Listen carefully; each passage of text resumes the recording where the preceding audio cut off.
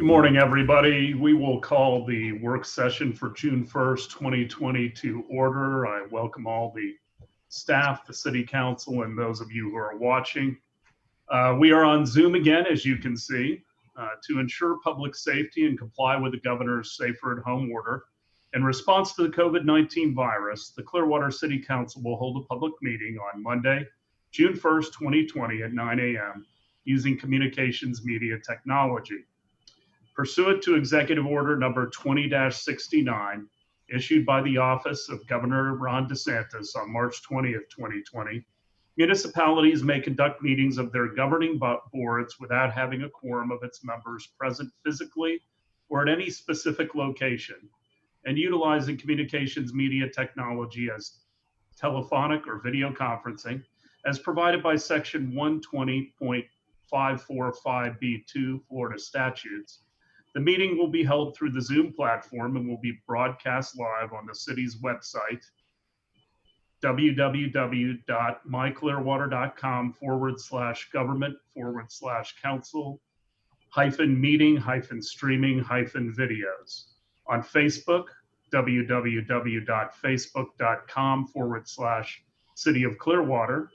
And on YouTube, www.youtube.com/myclearwater, as well as the following public access TV channels: Spectrum Channel 638, Frontier Channel 30, and WOW Channel 15. Individuals with disabilities who need reasonable accommodations to effectively participate in this meeting are asked to contact the city clerk at 727-562-4092 or rosemary.call@myclearwater.com in advance. And these same protocols will follow for our Thursday night meeting this Thursday at 6 p.m. Well, welcome everybody. I had talked to Councilmember Beckman at the end of the week in the parking lot, and we discussed the appalling events that occurred in Minneapolis this past week. And I've talked to the city manager, and what we thought was the very best thing to start out this morning's meeting was to have a report by our police chief, Dan Slaughter, to speak to the issues that have occurred and those steps that we take on an ongoing basis to avoid any occurrence like what we have seen over the weekend. So Mr. Warren, I'll turn it over to you and then the chief. Thanks, Mayor, Council. As the mayor indicated, we thought it was a good idea, as we typically do when we have the kind of weekend we had across the country, and especially in Tampa Bay, to at least give the council a sense of what we typically do and how we see things. We did have a scheduled protest that Chief Slaughter will speak to in a few seconds. The mayor and I went to the police department yesterday just to see what was going on with a group that was supposed to protest, and the mayor did have a chance to talk with some of those protesters. It was a very, very small number. So with that in mind, Chief Slaughter, would you give us an overview? Yes, sir, and good morning, Council, and Mayor, thank you for the opportunity to speak on this particular topic.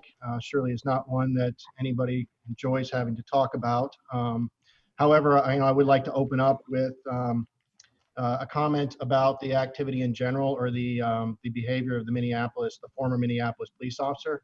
I made it a point to come out very, very strongly through some opportunities that came up through the media to express my dissatisfaction with how that officer handled that situation. I'm happy to report that my command staff sees things very clearly, that behavior was wrong, which I think should communicate to you the standard of officers the standard we hold our officers to. We do have a record in our agency in Clearwater of being very centric, very community centric, and making sure that we are servicing our community's needs. And we are very strong emphasis on training in Clearwater. We believe that is the key to kind of avoiding many of those very tragic, I will say, errors, but I don't believe that one necessarily to be an error as much as it is just really poor policing. I think one of the benefits you should look at about what, if there is some silver lining and where we've come from this last week, I think you should look at the fact that there was strong support from the law enforcement leaders across the nation for this chief in Minneapolis who terminated the officer rapidly, and basically calling out the conduct of that officer as not consistent with any reputable law enforcement training. So I think that is, if anything, a silver lining in here that 20, 30 years ago, that probably would have gone on for 2-3 weeks long investigations. And clearly we have made a shift in law enforcement over the last several decades to recognizing that, we are going to hold ourselves very publicly accountable. With regard to locally and what's going on locally, on Saturday, I activated the Intel unit and asked them to monitor social media and open source information, just looking for persons who might potentially look to hijack a peaceful protest in Clearwater and create violence or other criminal activity. Our Intel unit has been communicating regularly with the St. Petersburg Police Department Intel unit, the PCSO, Pinellas County Sheriff's Office Intel unit, the Tampa Intel, and the Tampa Bay Regional Intelligence Center, commonly referred to as the T-BRIC. From that material, we did learn that there was one protest that was scheduled at the Clearwater Police Department. It was indicated it would be at noon. It was, the material indicated that the desire of the organizers was for it to be a peaceful protest. It did involve a small group of people that did show up at the police department with some signs and just expressed their dissatisfaction in what is argued the unjustified killing of African Americans. The protest went on until about 1:45, I believe it was, or 2:45, excuse me. It was peaceful. They eventually moved from the police department down to the area of Franklin and Myrtle, and everything went smooth. And then they left. And we looked at our role in that particular environment was to protect the peaceful protest. There was nothing wrong or anything that we perceived as inappropriate. And our role there was to protect the peaceful protest, and we were happy and grateful for the people that handled themselves very responsibly. We continue to monitor my command staff continue to monitor the events as they have unfolded through Tampa and St. Petersburg through Saturday evening. The Clearwater command staff, we had a conference call early Sunday morning, and we reviewed the events in the region and that occurred the previous night. We also reviewed the events that were scheduled for Sunday. Our Intel unit provided a command staff briefing. From there, Patrol Division Commander, Major Brian McCauley, briefed everyone that he had shifted specialty team personnel to provide additional staffing where he needed it through the weekend. He had the emergency response team and our SWAT resources on standby and had them conduct readiness checks of their equipment and supplies. And this includes the protective equipment, which are the shields, the padded gear, the chemical munitions and ERT transport vehicles and the prisoner transport vehicles, and of course the mass arrest kits. Patrol officers also conducted an equipment readiness check of their helmets, their gas masks, and their related gear. The Patrol Division Commander also evaluated the possible traffic plans to address any disruptions that could potentially develop if we had a larger protest. The Services Division, Major David Dalton, briefed the Communications Center personnel and initiated a heightened level of monitoring of our police security cameras. The main station building we've had loose items that are outside the station that could theoretically be thrown or used as projectiles. So we had those things brought inside. We did lower the hurricane shutters on the first floor windows just for a protective measure.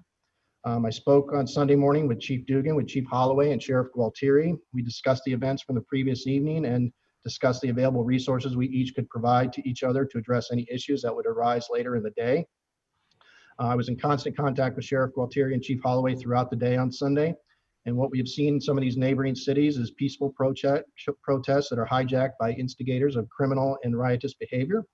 Small groups that break off from the larger groups to do violence, and crowd sizes that swell very rapidly and changing from peaceful to antagonistic and violent in a very, very short amount of time. We'll continue to monitor this environment for potential violent activity, and we'll keep our staff at a heightened sense of readiness. And we'll continue to collaborate with our local law enforcement partners to make sure that we share resources to address any issues that arise. I'd be more than happy to try to answer any questions, sir. Well, Chief, I mean, this is going to be a continuing dialogue across the country, which is a good thing. I support peaceful protests, and all those that I talked to were. We had a good conversation, and I invited them to come to City Hall and talk to us at some point in the future, and they had issues that they would like to discuss. I want to make sure we protect our citizens and those who protest. and also protect our officers. I also don't want to see innocent people lose their property. That's unnecessary. There is a right way to go about this and certainly a wrong way. I applaud all of your steps. And I hope we'll just continue to reach out to all the communities so that police officers have relationships with people in the community, because I think once that occurs, first of all, instances like what happened in Minneapolis won't occur.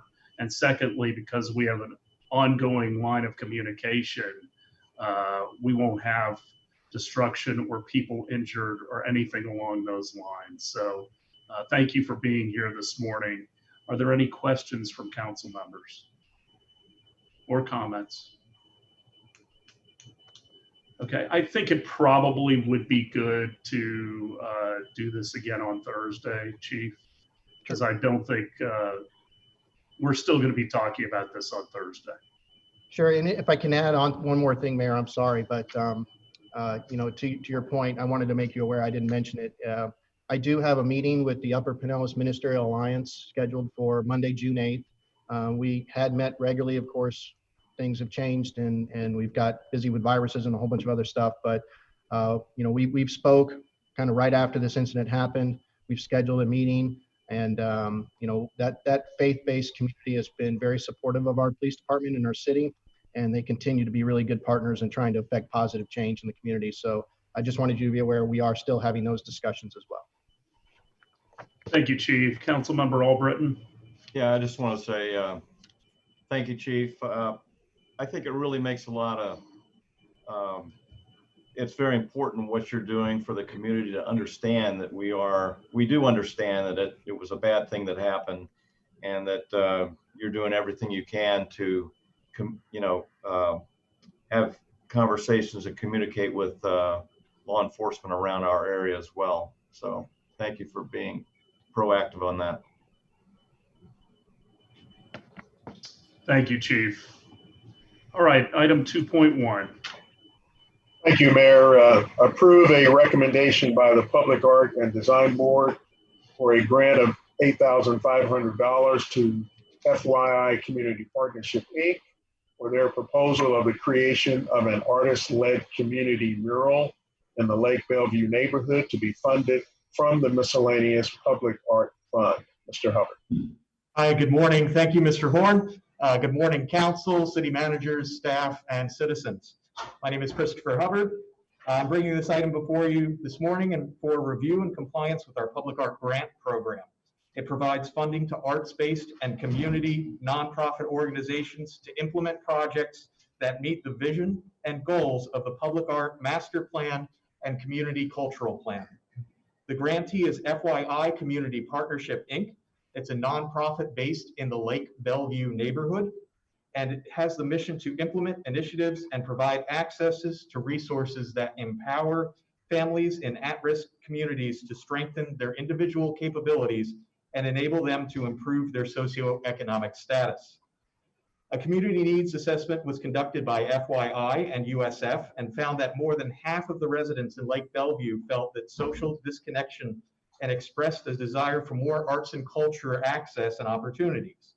Since then, FYI have facilitated a series of community-driven storm drain murals along South Martin Luther King Jr. Avenue. They've now received permission from a property owner for a large format mural, and they're seeking funding of $8,500 to assist with artist expenses for design and coordination of this community participation project. The Public Art and Design Board has unanimously approved this request as it meets the objectives of the Public Art Master Plan and Cultural Plan through the support of positive neighborhood identity, the creation of community points of pride, and increased access to arts and cultural opportunities. The board recommends funding for this worthwhile and important community project. And I am available for any questions if you do have them. Thank you, Mr. Hubbard. That's an intimidating mask you've got on there. It's a standard issue. Oh, okay. Questions from council?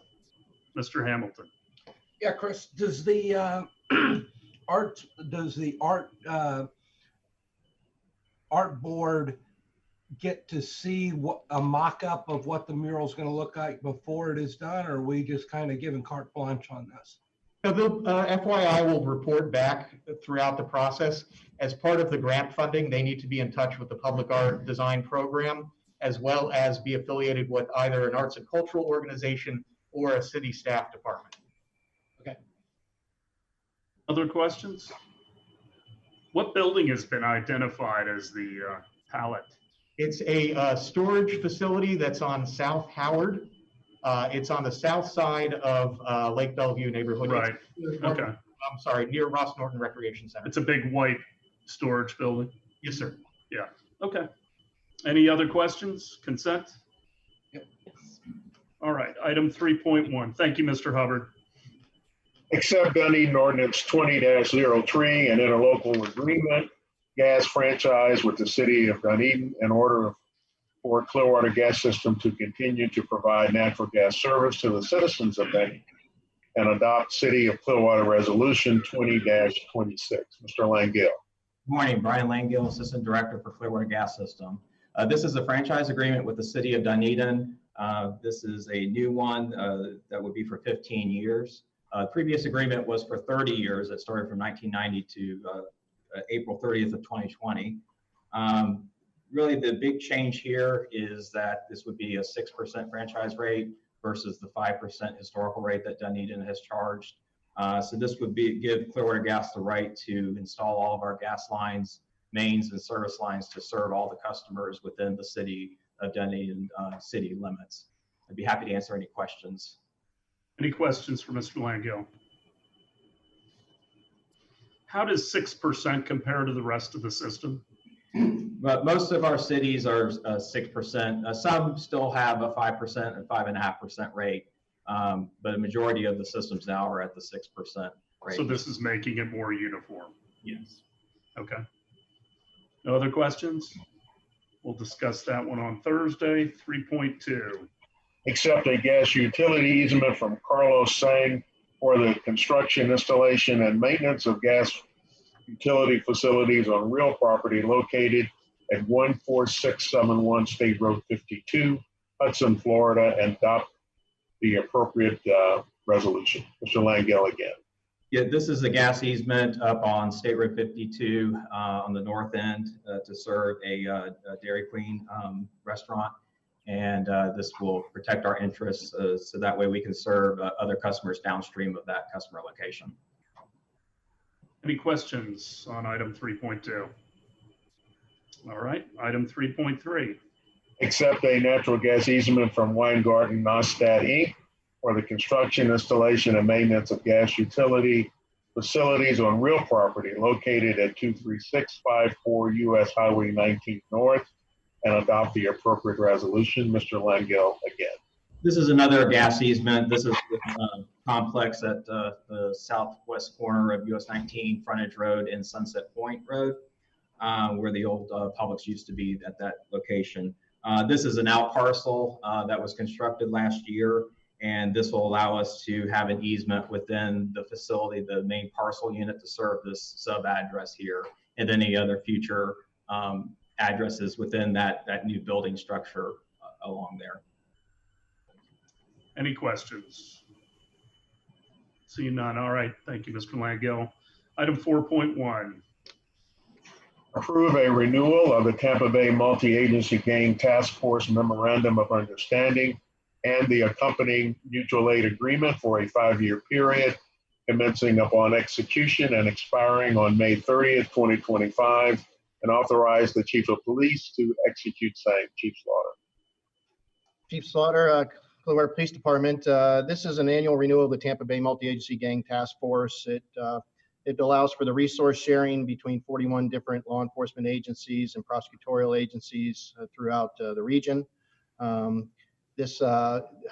reason for the purpose of this is it allows us to use our individual gang specialists at each of our agencies and to create a much larger team to deal with larger events. Some of the events that they've handled in the past or done in the past, in 2019, they did a gang probation check region-wide.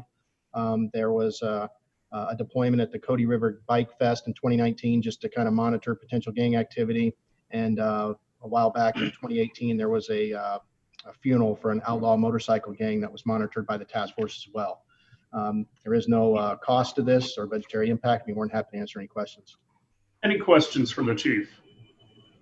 Councilmember Hamilton. I know Chief said that this was an annual renewal, but I see this has got a 5-year expiration date. Is this just, I have no problem with it, but is this a 1 year or a 5-year? No, if I said annual, it was a mistake. It's a renewal, but it is a 5-year renewal. Thank you. Consent? Yes. Item 5.1. Approve engineer of record work order to Stantec Consulting Services, Inc. in the amount of $198,608 for design services for Lift Station 16 rehabilitation on Pierce Street, and authorize the appropriate officials to execute same. Mr. Brown. Good morning. My name is Jeremy Brown, the engineering manager for utilities. Lift Station 16 is located towards the western end of Pierce Street, immediately south of the proposed Imagine Clearwater site. The station is in need of upgrades, including elevating the electrical control panels and establishing a backup power supply, such as a generator or diesel pumps. The force main associated with this lift station crosses the Imagine Clearwater project limits, and so Stantec will provide continuity between the Imagine Clearwater design and the design of this project. I'm happy to respond to any questions. Questions for Mr. Brown? Councilmember Albritton. Yes, is this south of Pierce, or is this, yes, it's right below the old CMA lot? Correct, yes. Okay. So, Mr. Brown, I don't know if you were here. We used to have a lift station right below City Hall that was very odoriferous, and that got replaced, it seems to me, in the mid-2000s. Do you remember that, Councilmember Hamilton or Mr. Horn? Yes. I guess I'm surprised is this the lift station that replaced that one? That was right there just to the south of the tennis courts, right below City Hall and Calvary back in the day? I'm not sure if it's, I believe what you're saying is accurate, yes. The reason we're doing this now is we're taking advantage of the Imagine Clearwater project. And we thought there are some upgrades that we want to do to this particular lift station. And we said, let's just do them now before the Imagine Clearwater is done. And that way we're not interrupting anything down the road. Okay. Other questions? Consent? Thank you. Item 5.2. Approve a joint project agreement with Pinellas County for the reclaimed water pipe repair on Old Coachman, project number 170056 UT, in the amount of $356,790, and authorize the appropriate officials to execute same. Mr. Brown again. Jeremy Brown, engineering manager for utilities. Pinellas County is planning to replace its bridge at Old Coachman Road in Alligator Creek. That's just northwest of Spectrum Field. The city owns a 16-inch reclaimed water main that runs along the west side of Old Coachman Road. And this main is in direct conflict with the proposed construction. It must be relocated. Pinellas County will receive competitive bids for the project and award the contract to the lowest qualified bidder. I'm happy to respond to any questions. Any questions for Mr. Brown? Councilmember Hamilton. Not a question as much as a comment.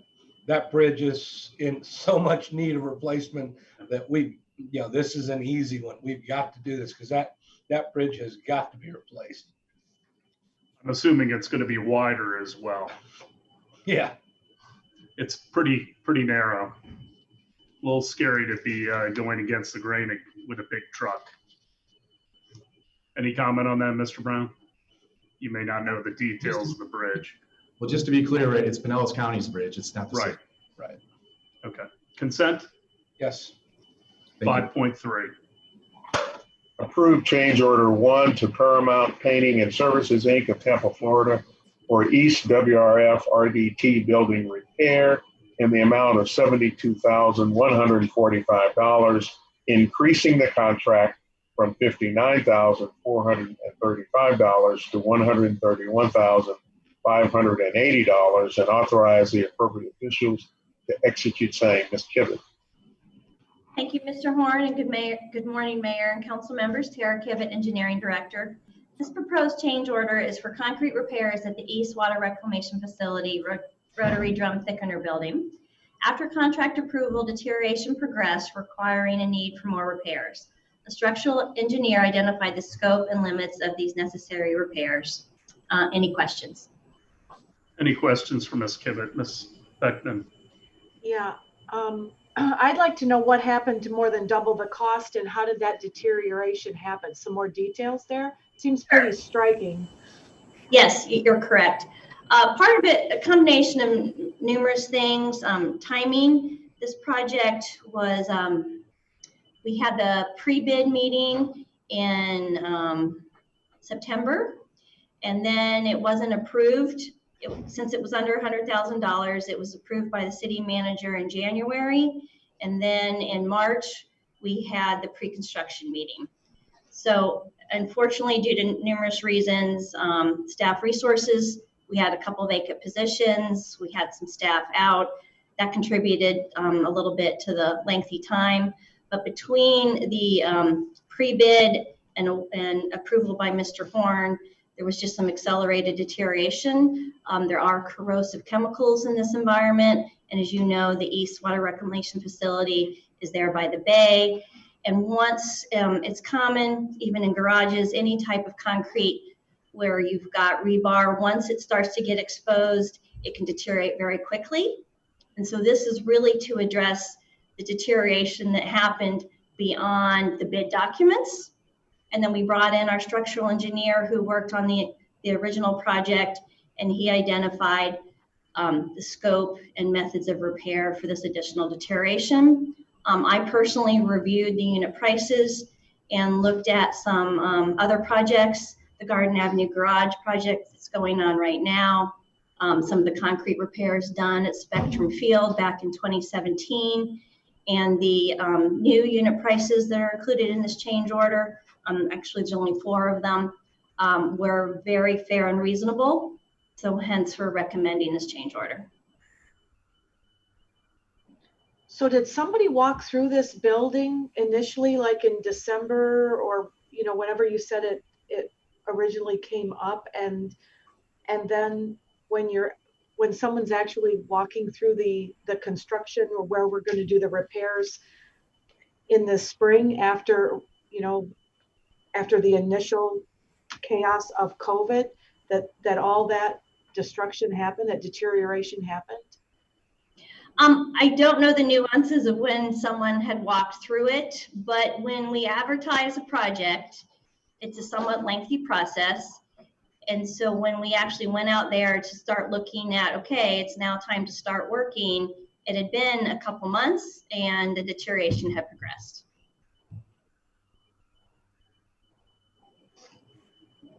So is there actual sparring going on, Ms. Kivett? Yes, it's significant. Okay. So one of the items in the change order, I think it was around 17 grand, was to install some shoring and bracing so we can safe it up quicker and get the contractors in there sooner than later. That was another reason of why we recommend this change order. Our other option would be to advertise and go out to bid again, which would be another 3 to 4 months. Councilmember Albritton. Yeah, this is going to Paramount Painting and Services, but it sounds like it's not just waterproofing or painting. There's more of concrete issues here. Is that something that they do themselves in-house, or are they subbing the concrete part of it out? I believe they're doing it in-house, but I can double check on that. But we did make sure that they were capable of this type of work. Okay, all right. And the work was, Councilmember Albritton, the work was already included in the original scope.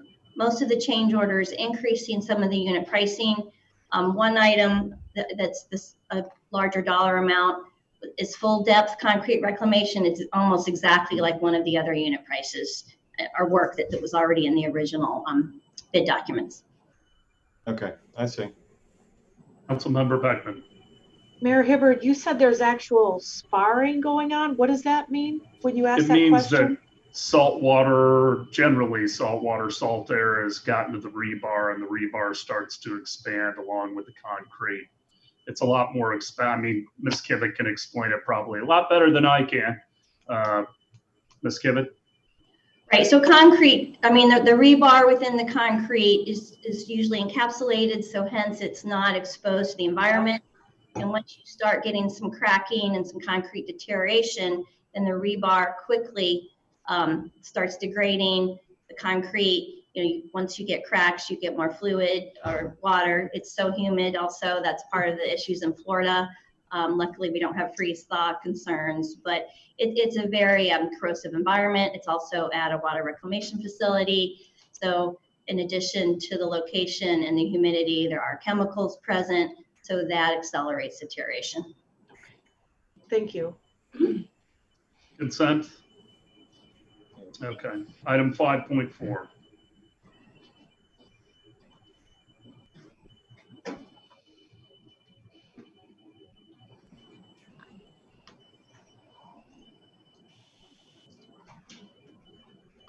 Mr. Horn, you're muted. Host must have done that. Approve the correction of a Scrivener's error in that certain resolution adopted on May 21st, 2020, which accepted a utility easement from Florida Spine Properties, LLC, changing the resolution mistakenly labeled as number 20-07 to resolution 20-08 and adopt resolution 20-27. Mr. Burzak. Morning, Robert Burzak, Real Estate Coordinator. Resolution 20-27 corrects a Scrivener's error in the resolution adopted as Resolution 20-07 at the May 21st, 2020 Council meeting. Resolution 2027 changes the adopted resolution from Resolution 2007 to 2008. Questions? Any questions for Mr. Burzak? All right, we'll talk to that on Thursday. 6.1. Approve joint participation agreement G1K66 between the City of Clearwater and the State of Florida Department of Transportation. Adopt Resolution 20-23, authorize a transfer from Air Park reserves of $6,403.60 and authorize the appropriate officials to execute same. Mr. McDonald. Good morning, everybody. Mike McDonald, Marine and Aviation. We have the opportunity to get an out-of-cycle grant opportunity with the Florida Department of Transportation to purchase a vehicle. I'll be happy to answer any questions. Any questions from council? Consent? Yes. Yeah. Mr. Horn, at some point in the future, I would like to have an overview of the air park. I know we've received some complaints about helicopter traffic and other things, and I think COVID slowed everybody down, but I think we're getting more into normalcy, and I would like to have a conversation. It's something that I heard a lot about on the campaign trail and promised some residents that we would at least look into. So if we could do that, schedule that sometime in the future, I would appreciate it. Will do. 7.1.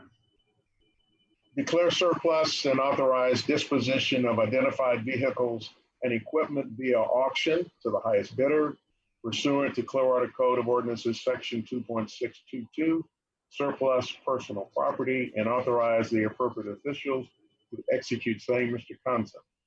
Good morning, Perry Conson, Fleet Manager. Vehicles and generator listed below have been turned to fleet for disposal. We are asking council to declare these items surplus and disposition to be via auction. Any questions? Any questions for Mr. Conson? Consent? Yes. Item 8.1. Authorize a purchase order with Hawk Company for the purchase of laboratory equipment, supplies, and materials in the amount not to exceed $150,000 for the period of June 6, 2020 through June 13, 2021 for Clearwater Code of Ordinances Section 2.5641D, other government entities bids, and authorize the appropriate officials to execute same. Mr. Porter. Good morning, David Porter, Public Utilities Director. We operate a number of facilities, 3 wastewater facilities and 3 drinking water facilities for the city. And each of those facilities, the personnel that operate them, the operators are required to do numerous and frequent testing throughout the day to ensure quality control. That requires the use of laboratory equipment and laboratory supplies. This contract will allow us to purchase those equipment and supplies as necessary to get that job done. I'll answer any questions you may have. Any questions for Mr. Porter? Consent? Thank you. Thank you, Mr. Porter. Item 9.1. Point one, member, the audit committee as a citizen representative with a term to expire May 31st, 2025. Council members, in your agenda pack, I had attached applications for Lisa Burley, Rick Fox, David J., and Peter Kohut. Over the weekend, we did receive another application from Bill Johnson that I will provide before Thursday's meeting. This is in the request before you is in response to recent legislative change that no longer allows staff members to be appointed to the committee. Currently, the committee is comprised of the mayor, Herb McLaughlin as the citizen representative, and Mary Beth Sutter and Michael McDonald, who will no longer be able to serve on the committee. The legislation changes require that it be a citizen representative or elected official. And that is why the item is before you, to appoint another citizen representative to make the committee a total of 3 members, with the mayor and Mr. Herbert McLaughlin as well. Any questions about this at this time? Councilmember Beckman. So are we going to discuss the applications of these people today, or how does that go? We're going to have to vote on it on Thursday, so it's probably most logical just to discuss it on Thursday at the council meeting, and then we can make a decision. Okay. And there was no deadline for applications. I did email former Councilmember Johnson about that. Ms. Call. Yes, so again, that's why I'm saying that the application was received prior, so I'll make sure that you receive a copy of the application. So we'll have 5 folks to choose from on Thursday. Correct. Councilmember Hamilton. I was just going to say, in previous administration, we were able to make appointments such as this at the work session if we had a consensus of a particular candidate. So, I mean, I was in a position or prepared to nominate Miss Burley, looking at her work experience, past history, her master's degree and whatnot. I thought she'd be a very good person on this board. So, but if we want to wait till Thursday to do it, I'll wait till Thursday to make that nomination. Well, it's as long as it's permissible, Ms. Aiken, Ms. Call. You can. It's at the pleasure of the council. It is. It's a citizen representative. There are no qualifications. If throughout the year, the state typically holds training sessions, and we will make sure that the citizen representative has the opportunity to afford themselves up the training. But really, it can be consensus if there is council consensus. Otherwise, I will make sure that Mr. Jones's application is attached prior to the meeting so council can review. Councilmember Beckman.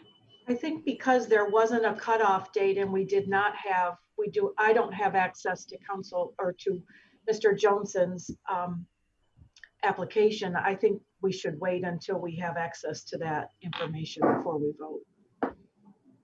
Okay, we'll just push it till Thursday. Item 10.1 through 10.3 are second readings. Are there any questions on those? And then 10.4 is our continuing resolution for COVID. Any question on that? Item 11.1, Mr. Horn. Yes, Mayor, as I have told you that for this work session, you would have the CNC COVID-19 recommendations. There are 10 of them. And my goal is to have you all discuss and tell me which recommendations do you believe are most relevant to what we do as a city versus what is done at the county level, at the governor's level, at the federal level. There are 10 items. I went through it myself and identified, looks like identified 5 or 6 of them that are, maybe opportunities for us to participate with others. Some of them we're already doing. So at this point, Mayor, I really would like to have the council talk about these recommendations because you all have not done it as a group before. And I just want to hear what you have to say about it. Would you like to go through them individually like we did with the Amplify? I think that's probably the most logical way to address it. Yeah. That's good. Yes. Okay.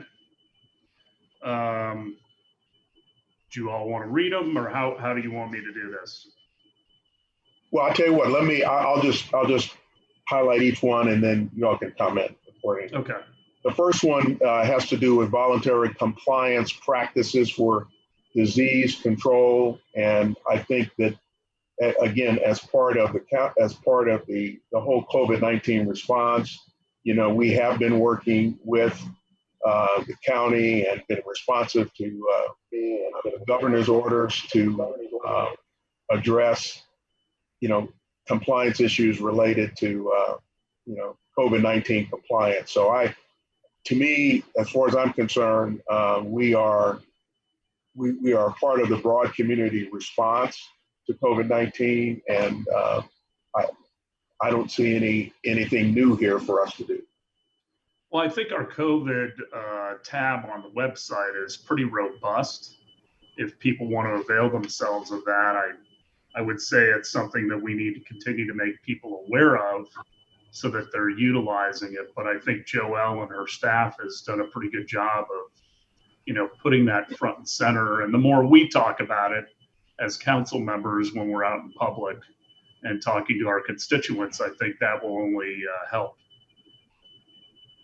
But I think the dynamic message boards and the things that have been in the utility stuffer, I think a lot of it we're doing. I don't know if anyone else has comments on this one.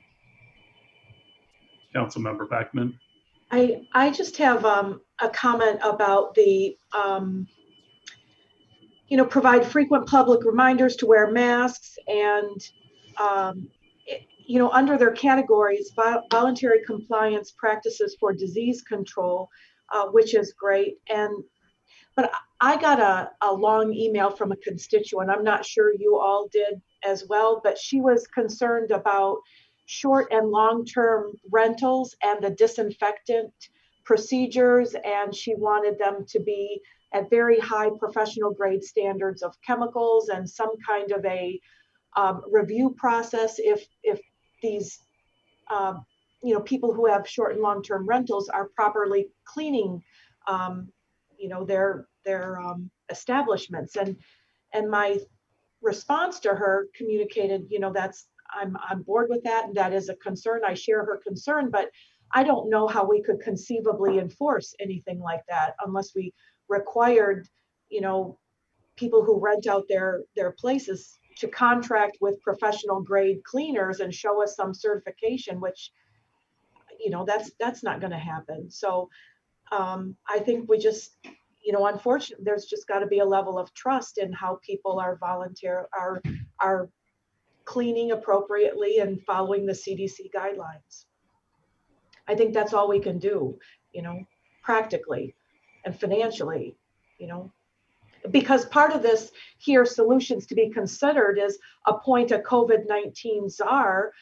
And I don't know, that's probably not going to be a volunteer position, and who's going to be qualified and what are those responsibilities and how do you even, I think it's just overly ambitious. Well, I think we have a COVID czar in our emergency manager. Okay. Mr. Graham has been, I think, on top of these things. I also know that the chamber has put out protocols for hotels, and I believe also for vacation rentals. Mm-hmm. I think I explained to you that I went out to Sand Pearl, which obviously is a hotel, but some of the protocols they put into place, are amazing, from the minute you set foot on property to the minute you leave. And I think all of those have been shared with the innkeepers group and also been available through Amplify to short-term rentals. Mr. Albritton does them, so maybe he has insights that none of the rest of us do. Yeah, one of the things that that we do is we follow the Vacation Rental Management Association. They put out a specifications on cleaning and what to use. It's a very, just like the hotels. It's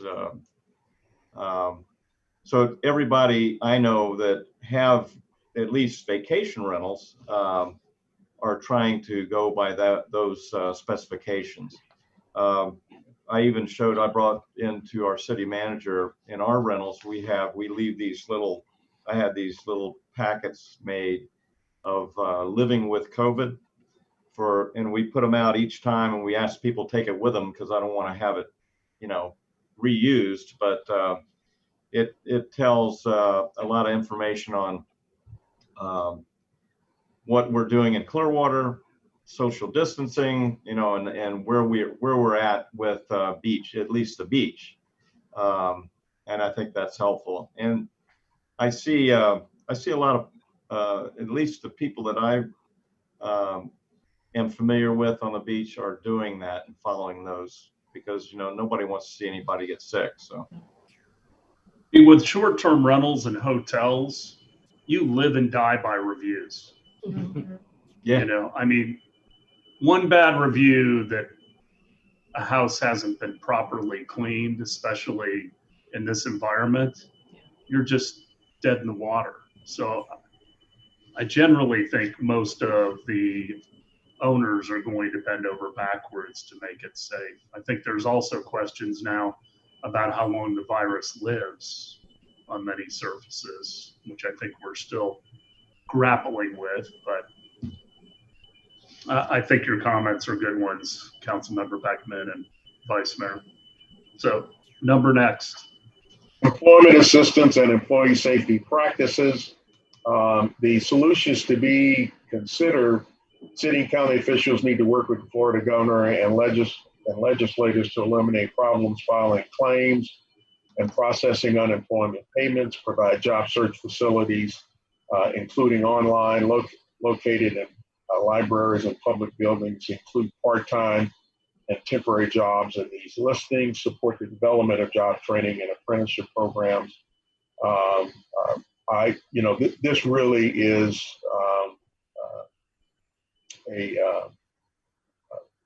I think the governor has clearly made this a priority in addressing helping people getting their unemployment payments. I don't see this as a city activity or function.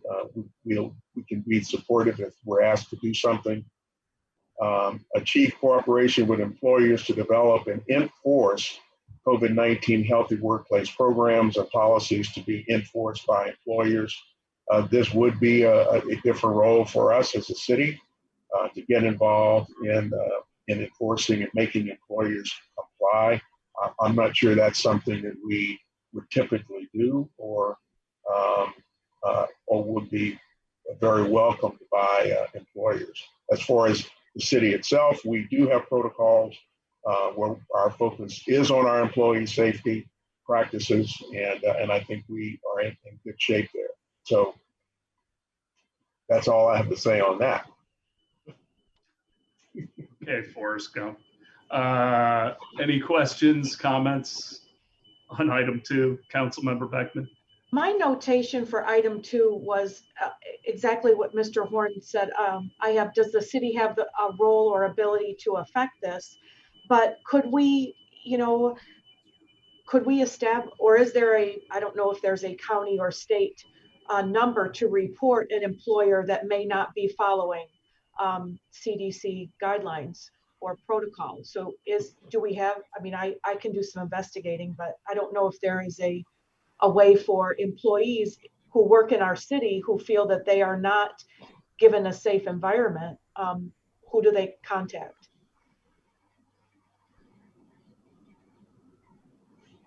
Yeah, we can find out if what's the best way to address that type of non-compliance.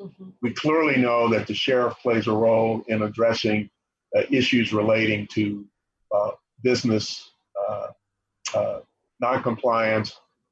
The Department of Professional Regulation has a responsibility to enforce these rules, but according to Chief Slaughter, they often will call the local authorities and say, would you guys go and enforce it? So they kind of defer some of that. So I think it's easy for us to kind of identify, if this is an area of non-compliance that's people concerned with, we can certainly find out how that can be reported and who should report it to.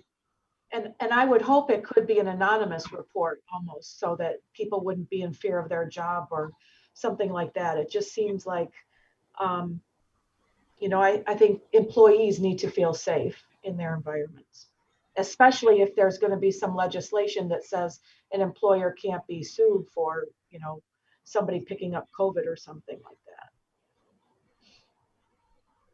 Councilmember Bunker, did you have something to add? Well, just wanted to mention the difficulty of getting some of these businesses to comply, as you had mentioned. We all saw complaints about the Brown Boxer, where there seemed to be hundreds of people packed into the bar.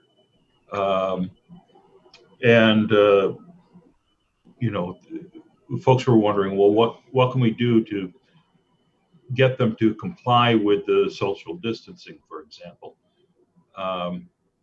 So it is a difficult situation that we're put in to say, well, these are what you should do, but can we do anything to insist that this and the cleaning and everything else is followed properly?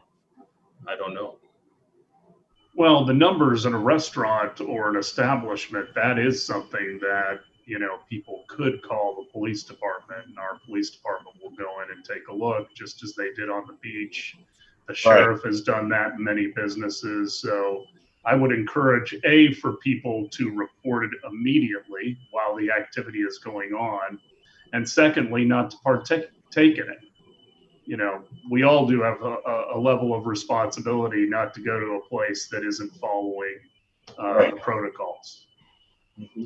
I mean, I will tell you, I saw an activity at a restaurant that caused myself and my wife to walk out, and I will never return again.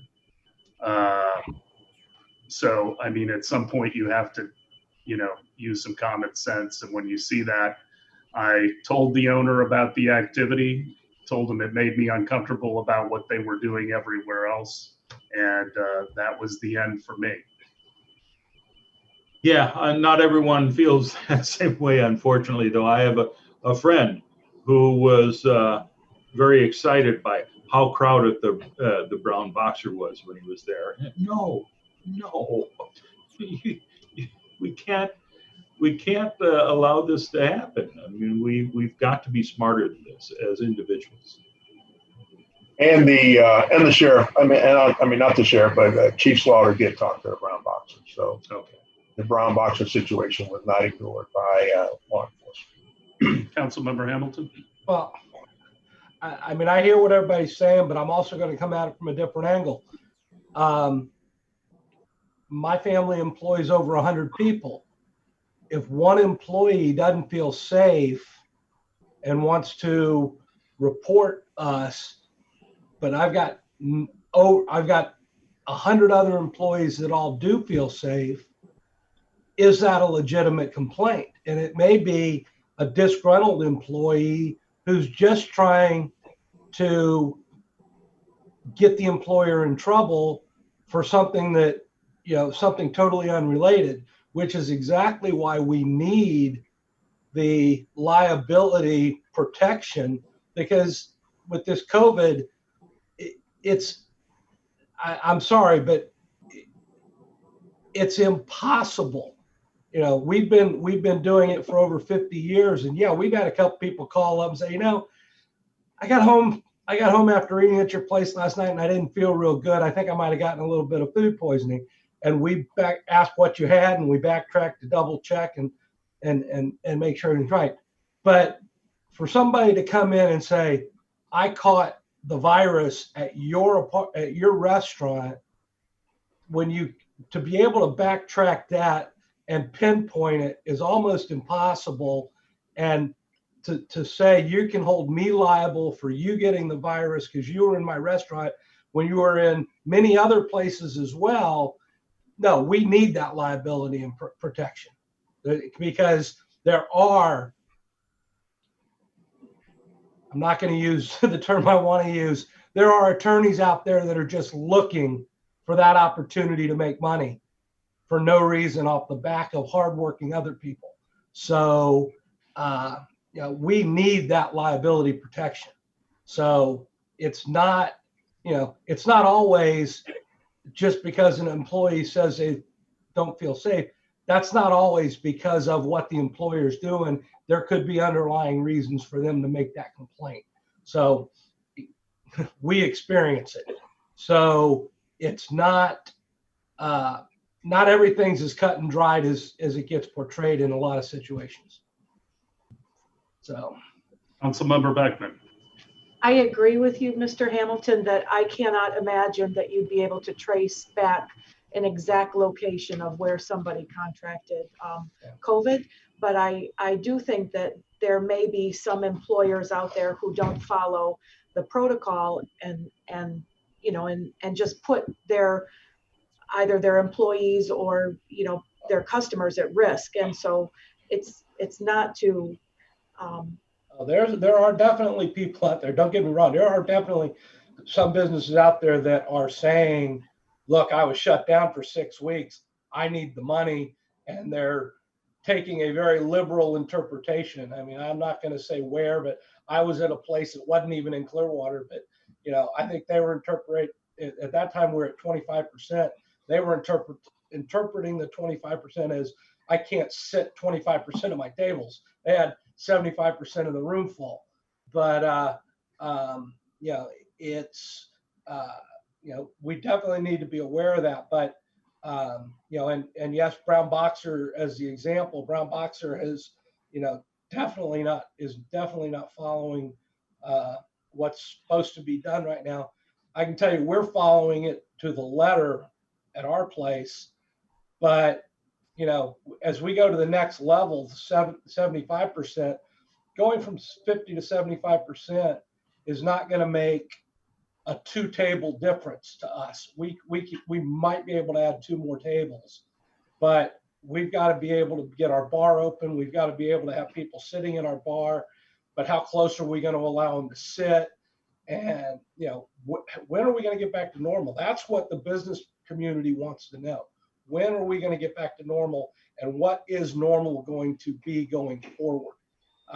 Because if the new normal isn't the old normal, that's going to kill a lot of business and a lot of businesses. So it's a tough situation, but back to article number 2 on this list, I agree with the city manager. This is a state issue. We can relay messages and we can state our position, but this is something at the state level that needs to be taken care of. Councilmember Bunker. And this is not related to your business, Mr. Hamilton, but oftentimes when one person speaks up, they're speaking for many, many others who are too afraid to say something, too frightened rather.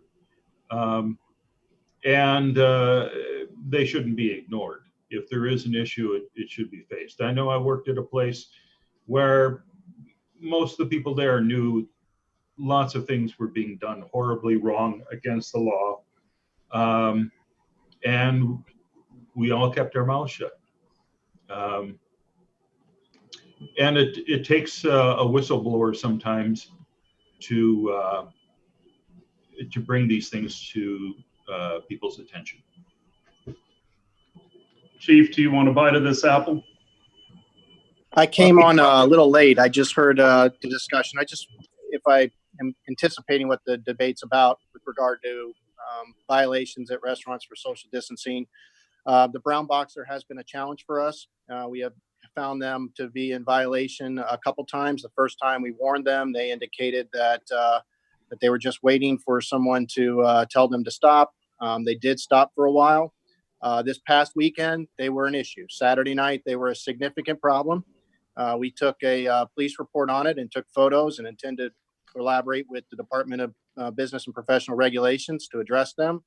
We have forwarded other complaints that we received to DPPR as well. I have a message in to one of the managers that I've left both yesterday afternoon and also this morning to speak with him directly and make sure that they are clear. I just caught the tail end that sounds like there's some employee or some other person expressing concern. We have had a few, not employees that I'm aware of, but citizens that have expressed the same concern. We're doing the best we can to address it. I would expect my conversation with the manager to be, we've warned you, we've worked with you, we've collaborated with DPPR. If you fail to come in compliance, the next time it happens, whoever's the top of the food chain as far as the management on site will get the misdemeanor charge of violating the executive order. Is that our ultimate recourse, Pam? Yes, sir. It is. And how large is that fine? I would have to check, sir. I don't know what that fine amount is. I would assume it's relatively insignificant. It is relatively. It'd be $500. It's a second degree misdemeanor standard, $500.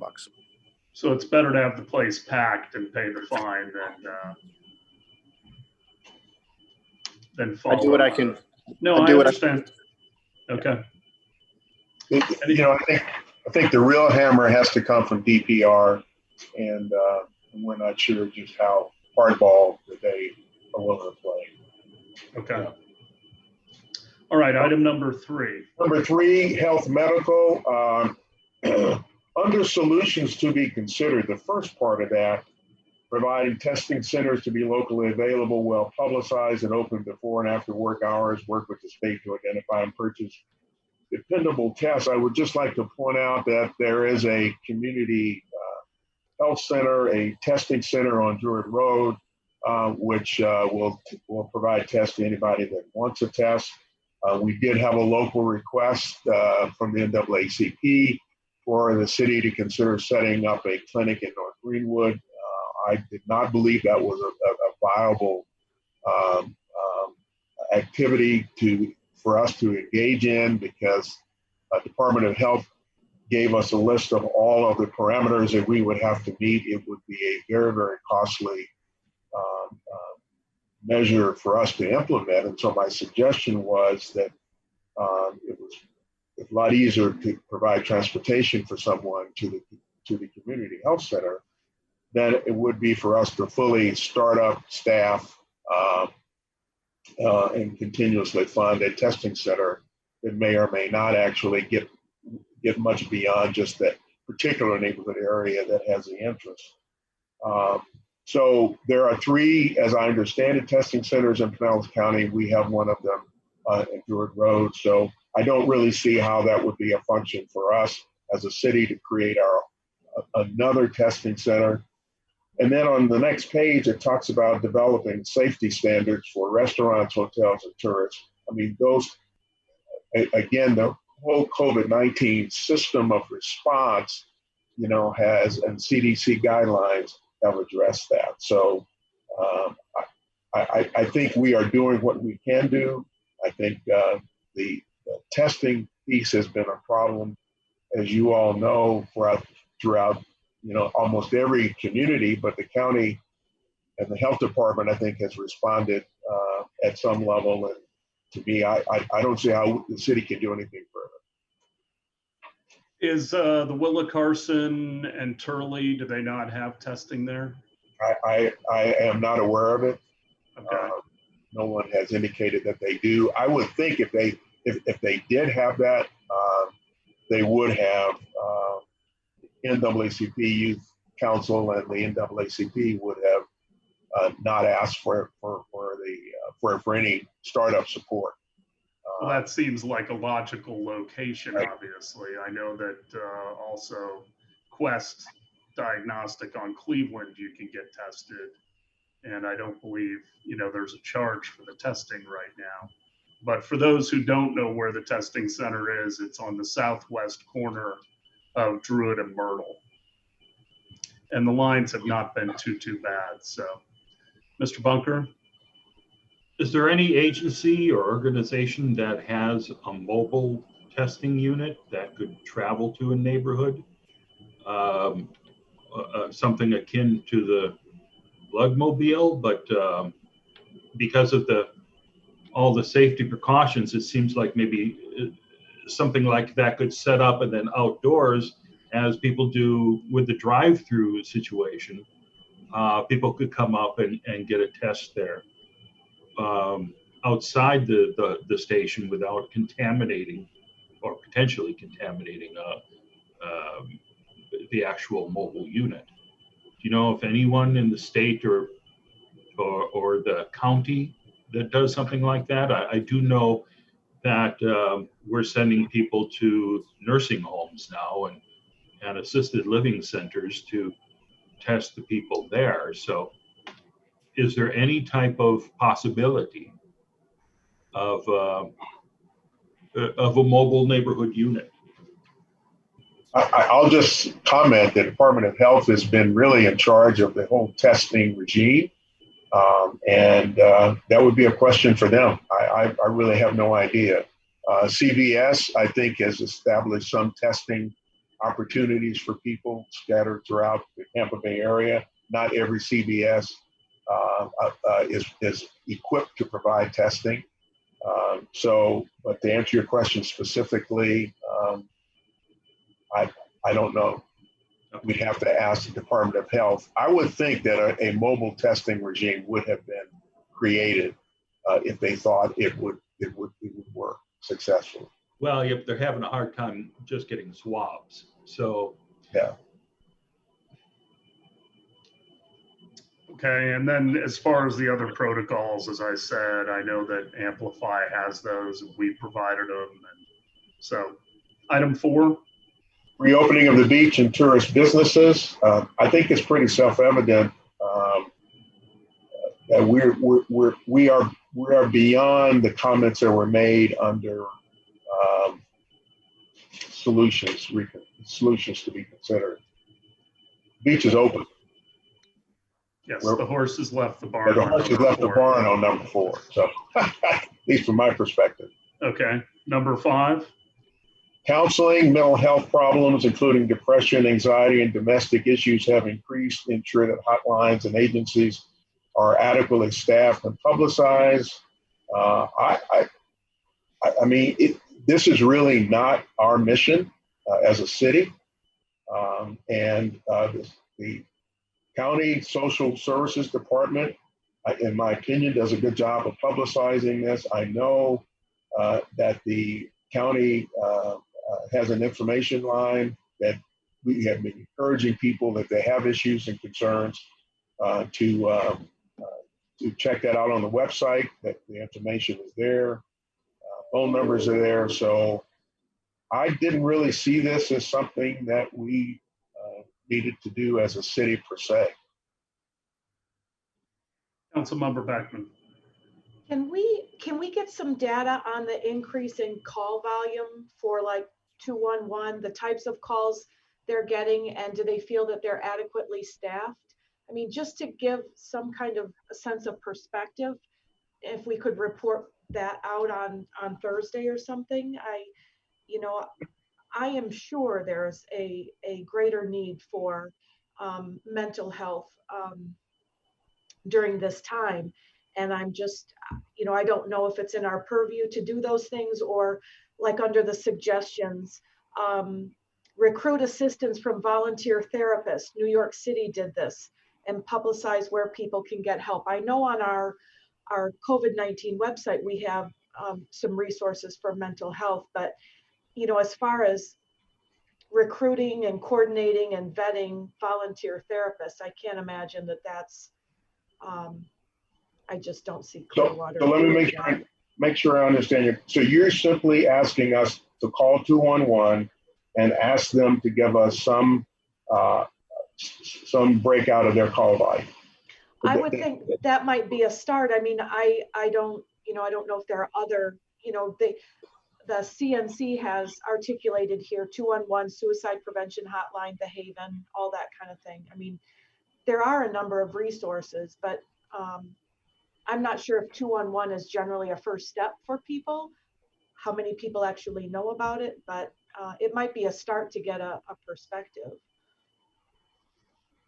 Joelle, is that something that we have these other agencies on the COVID tab?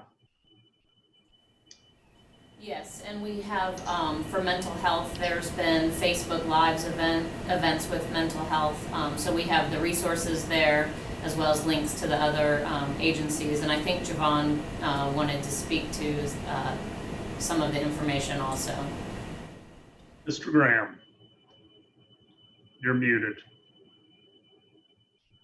Yes, okay, sorry about that. Javon Graham, Division Chief, Emergency Management. I was trying to weigh in on the questions about the testing facilities and the testing.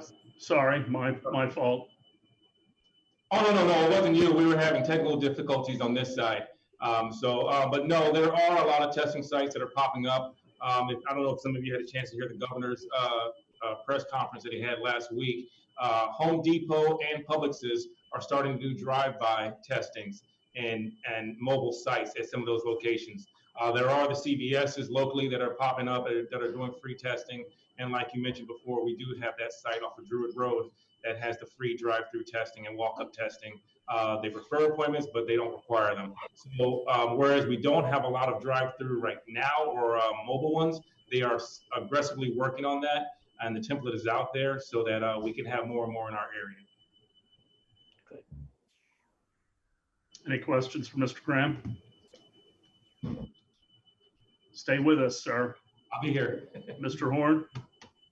Well, I'm not clear on what we're doing with number 5. Because I think we can find out some information about 211 and what they're doing, make certain that all of that is on the COVID tab within our own website. I do know that mental health is outside our bailiwick. Yeah. And I think that's one of the things that we need to kind of,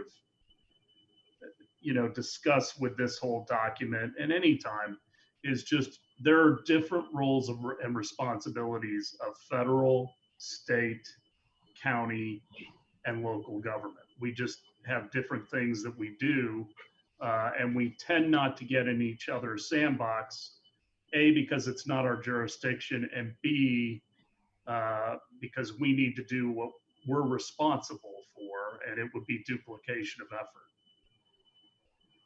So a lot of the health issues really fall within the county's purview because that's one of the things we pay county taxes for. So we will reach out to 211 and see if they are able to give us any information, and we can report that information on Thursday night. Thank you. Number 6, children. Provide additional funding for programs and create partnerships with businesses to subsidize the cost of these programs, hire additional health inspectors and social service personnel during this period. This is in reference to closed schools, may leave children without care and supervision as parents return to work. Daycare for infants and programs for older children can be too expensive for many parents, and recreation programs will be essential for older children. We know that our summer camp programs are going to move forward. We know that child care services, all of the restrictions has been lifted.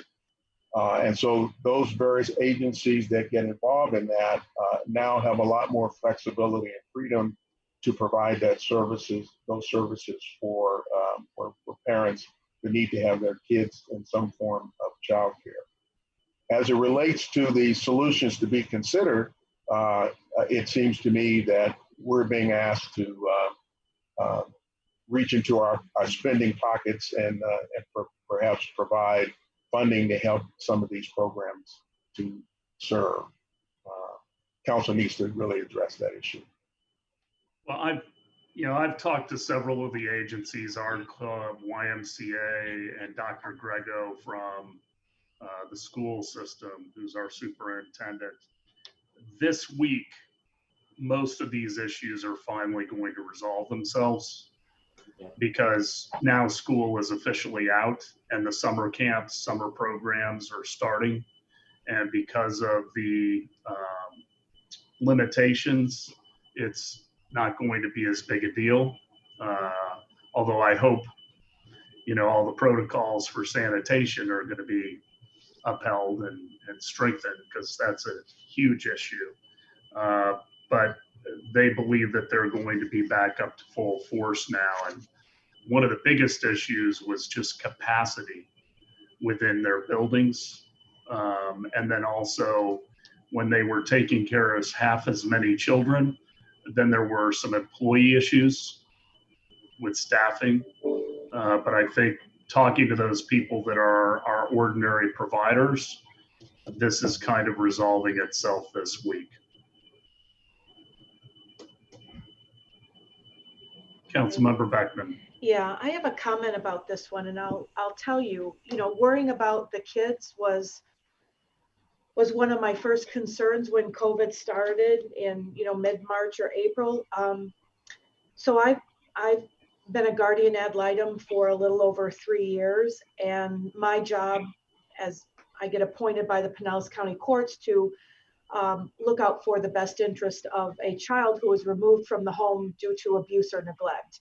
And so I immediately thought, wow, who's going to have eyes on those kids to call in a report, or if we're all shut inside and these kids aren't at school and there are fewer eyes on children. And so with summer camps and daycares coming back to normal, I think there are probably a number of them that won't be at full capacity. But regardless, we're still in unprecedented times of stress and uncertainty. And I would think maybe, and budgetary constraints and all that, maybe at a minimum, the city could pay for some posters to be made or some kind of a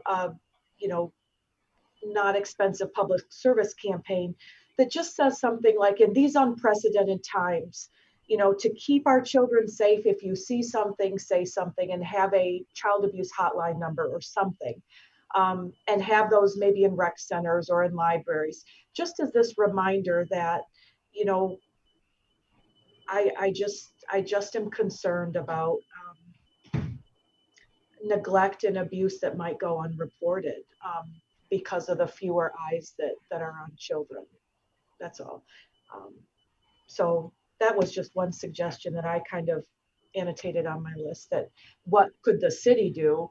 I don't know the cost of, 50 posters or 100 posters to put out or something, but. Ms. Costello, you want to address that? It'll probably be about $60 for 50 posters.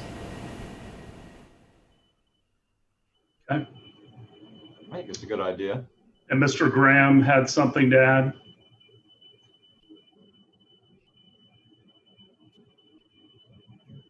I didn't think. That's what I'm being told by text. Oh, okay. There he is. Let's keep your picture up there, Javon, so that I can see you. No, I didn't have anything on that one. I think that was in reference to the prior. Oh, okay. All right. Well, I'm slow. All right. Anything else on item 6? Item 7. Elderly, disabled, meaning elderly live alone. Elderly are the most vulnerable population. Items to be considered. Solutions: continue to monitor nursing homes and rehab centers. Encourage these institutions to provide electronic, audio, video communication between patients and families. Encouraging trained volunteers to do welfare checks on people living alone, similar to the Neighborhood Watch program. I do know that part of our EMS staff, as part of a countywide effort to provide inspections regarding our nursing facilities, I I guess I don't see a role for us to play in what is being recommended for us. Encourage, train volunteers to do welfare checks, people living alone. We do have our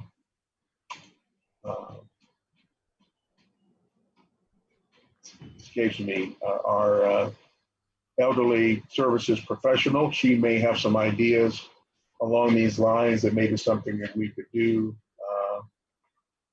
but I'm not sure. We'd have to check with her to see what that could be. Vice Mayor.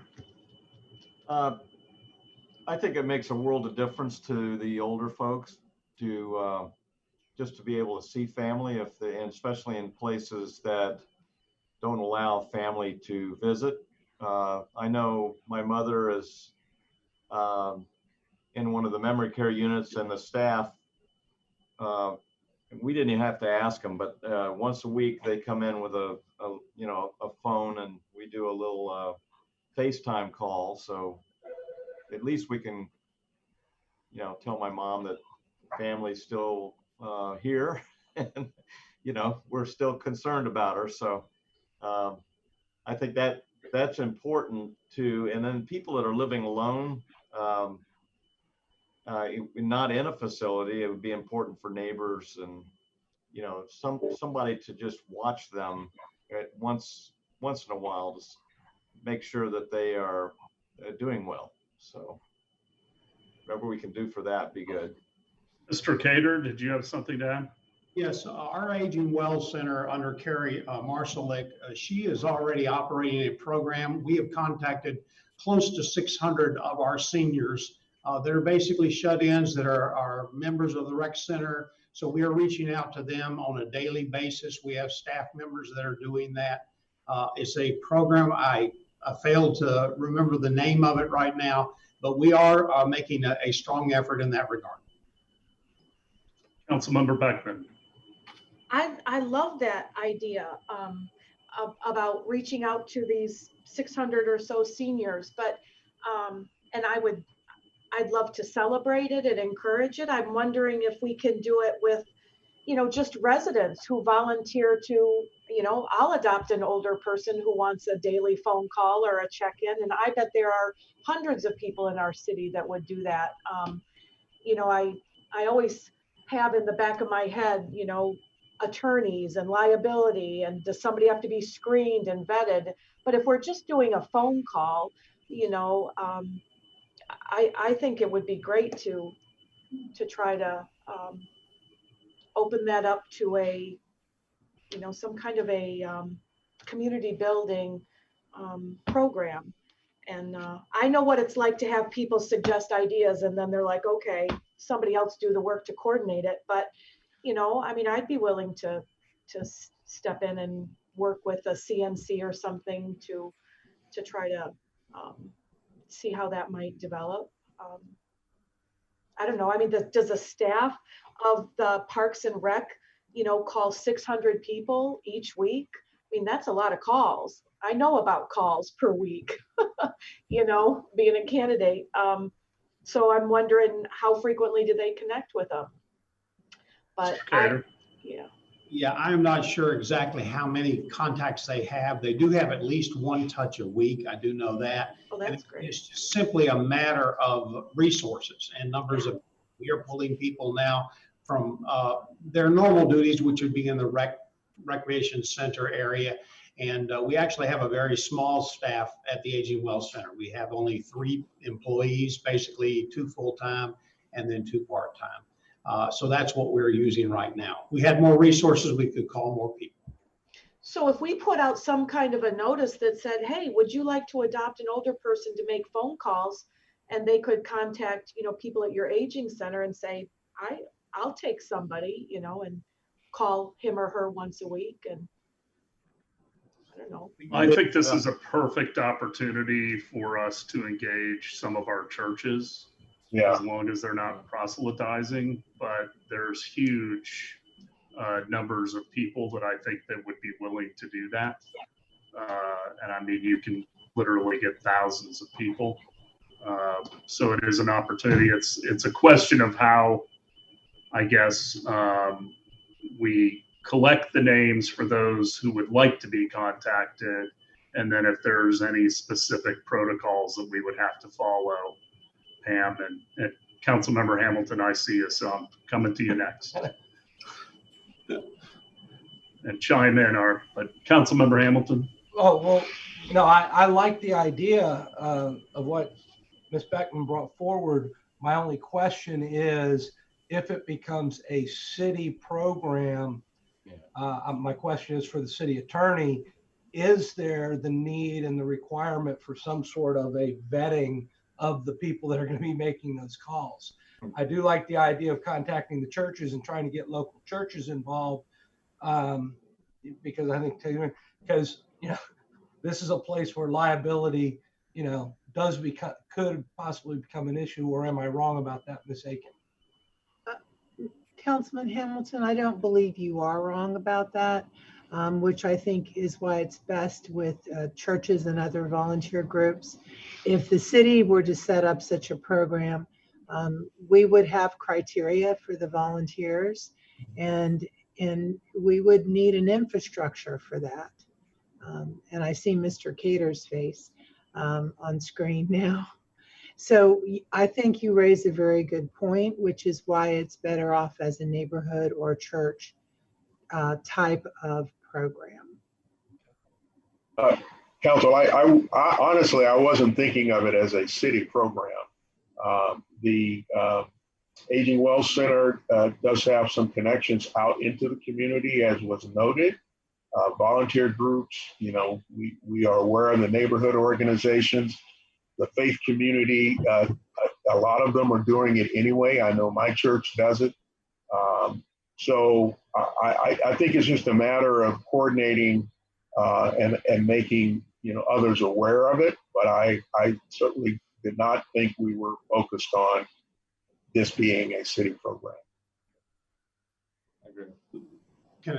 One other thing I should say is that we're doing this program simply because the Aging Well Center is not open now. We have basically, this is a concern of ours with the aging population, and this is just one way we can continue to stay in contact. When the Aging Well Center comes open and we start our programs up again, more than likely this program will not continue then. It's just a temporary kind of a stopgap measure. It's a bridge. Yes. But Art, let me ask you this question. The reason it isn't open is it because of the CDC guidelines? That is correct. And also the fact that we have been trying to protect our older, our aging well population, of which I am one. That's the reason why. We are gradually starting our programs back at all of our rec centers, all of our day camps. But they do have CDC guidelines that we are under right now. Okay, I just wanted to make sure it was clear why the Aging Well Center was not open, and that's the reason. Their clientele is the most vulnerable there is. Yes. Councilmember Beckman, did you have something else? I had a question about the relationship of the CNC to the city. So if those members of the CNC who have put forth these suggestions, are they affiliated with the city and they would not be able to develop their own neighborhood lists? Or because I know we have our neighborhoods coordinator and all that, city reports and stuff. I guess I don't really understand, you know, your question. Could you restate it? Yeah, if individual neighborhoods that are affiliated with the Clearwater Neighborhoods Coalition would like to develop their own list, as if they operated like a church nonprofit, develop their own list of people in their neighborhood to contact and pair up, could they go ahead and do that? We have no authority over the CNC or the neighborhood, so okay. They can do anything they want. Okay. Yeah, they can do their own thing. Okay. Okay, number 8.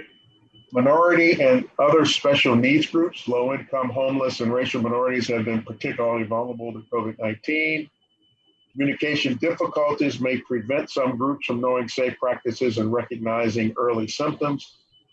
Under the solutions to be considered, provide COVID-19 information in a variety of formats, language, and venues to connect with ethnic disabled populations, distribute to neighborhood venues, print information in Spanish and Braille, make information easily available online. And the idea is working with community centers, churches, and service centers for people with disability. Joel, I think we are, the information part of COVID-19 is pretty well established, and I do believe that it is printed in, at least in Spanish, but I don't know. Can we have Joel comment on this one? Certainly. Yeah, we are joint information with the county. So the county has a very thorough website. They use Spanish as well as Vietnamese on their site. We supplement their communications with our specific things. And we have very limited amount of Spanish information, but we do have access to the county's stuff, and we have a link to that on our website. Any other questions or comments on number 8? I mean, number 9 with the census, on every single council meeting, we've been encouraging people to complete the census. They are able to do that at home or obviously at a library or wherever they have access to computers. My wife did it about a month and a half ago while she was bored to death. So we'll continue to encourage people to do that. And then number 10 on the voting, obviously people still have plenty of time for November to get mail-in ballots. And if you don't think by then you will feel comfortable to go to a polling place, certainly we would encourage you to order your mail ballot now. I always vote in person. It's just a tradition I have. I like to see the people who are working there. But I will tell you, I was a very lonely man on March 17th at the downtown library. I was the only voter in there. And it only took me about 5 minutes, but there was no one coming in and no one going out as I approached. Councilmember Hamilton. Yeah, I think more and more people are taking advantage of the vote by mail, because I know that one of their recommendations is to get additional polling places. I think the Supervisor of Elections office is having enough trouble with the COVID and everything right now, finding enough volunteers to fill the polling sites that they have. To open additional ones to have shorter lines or whatever, I think is a yeoman's task that they're not going to be able to fulfill. And I think obviously the option to vote by mail is there. And so, I think encouraging people to take those, to consider those options is probably the best approach, because like I said, opening additional sites, I think, is a bridge too far, given the logistics. Mr. Bunker. Like you, Mayor Hibbard, I always enjoyed going in person to cast my vote. I look forward to that every election. This time, I was sick and quarantined on election day, so I didn't get a chance to go and vote in our election. That's why I made sure now, in the past month or so, to sign up for mail-in ballots. And I recommend everybody do that just in case. And that will solve the need for dealing with long lines at polling stations. If we all get on board and send in our ballot, I think that will help us get a much bigger turnout in November. Also, I just one other thing about the census. I also last week, or a few weeks ago, I did the census online. Man, it was easy and quick. So if you think this is going to be quite a burden, it's not. Just go to the website. Boom, it's done. And if people still want to vote in person, they can order a mail ballot and bring it with them on day of, and then they can vote in person. So you're not giving up your right to vote in person should you decide to do that on election day. Councilmember Beckman? This is for Joelle. I apologize for not knowing this, but do we have on our COVID website or any other city webpage links to the census or the supervisor of elections to encourage people to take care of that at any time? We do, and I'll double check that it is easy to find and intuitive, and if not, we'll add some new links. Everything we were focused on before was COVID related. We also have dedicated computers at the libraries and staff that are there trained with the social distancing in mind to walk people through the process of the census. Would we want to do any posters for the census or voting? I mean, if posters are so cheap, I don't know about, or even to post them by the computers, like don't forget to fill out your census or something. And we may already have the census ones up. Okay. Anything else? I want to thank the CNC for going through this process and submitting these recommendations. I appreciate the council going through them line by line, and we're going to work to implement those that we think are appropriate, and also continue to collaborate with the other levels of government to make certain if we don't do it, somebody is getting it done. Do you have anything else on that, Mr. Horn? No, I think we should, and we will provide you a summary document of those things that we highlighted that we may want to take a look at or do. I think there's some tasks that came out of this discussion, just so that you all know how we finally ended up with this. Okay.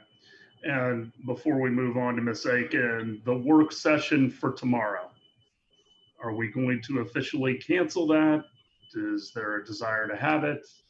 I know there's people that are interested in both the work session and then the follow-on at the council meeting.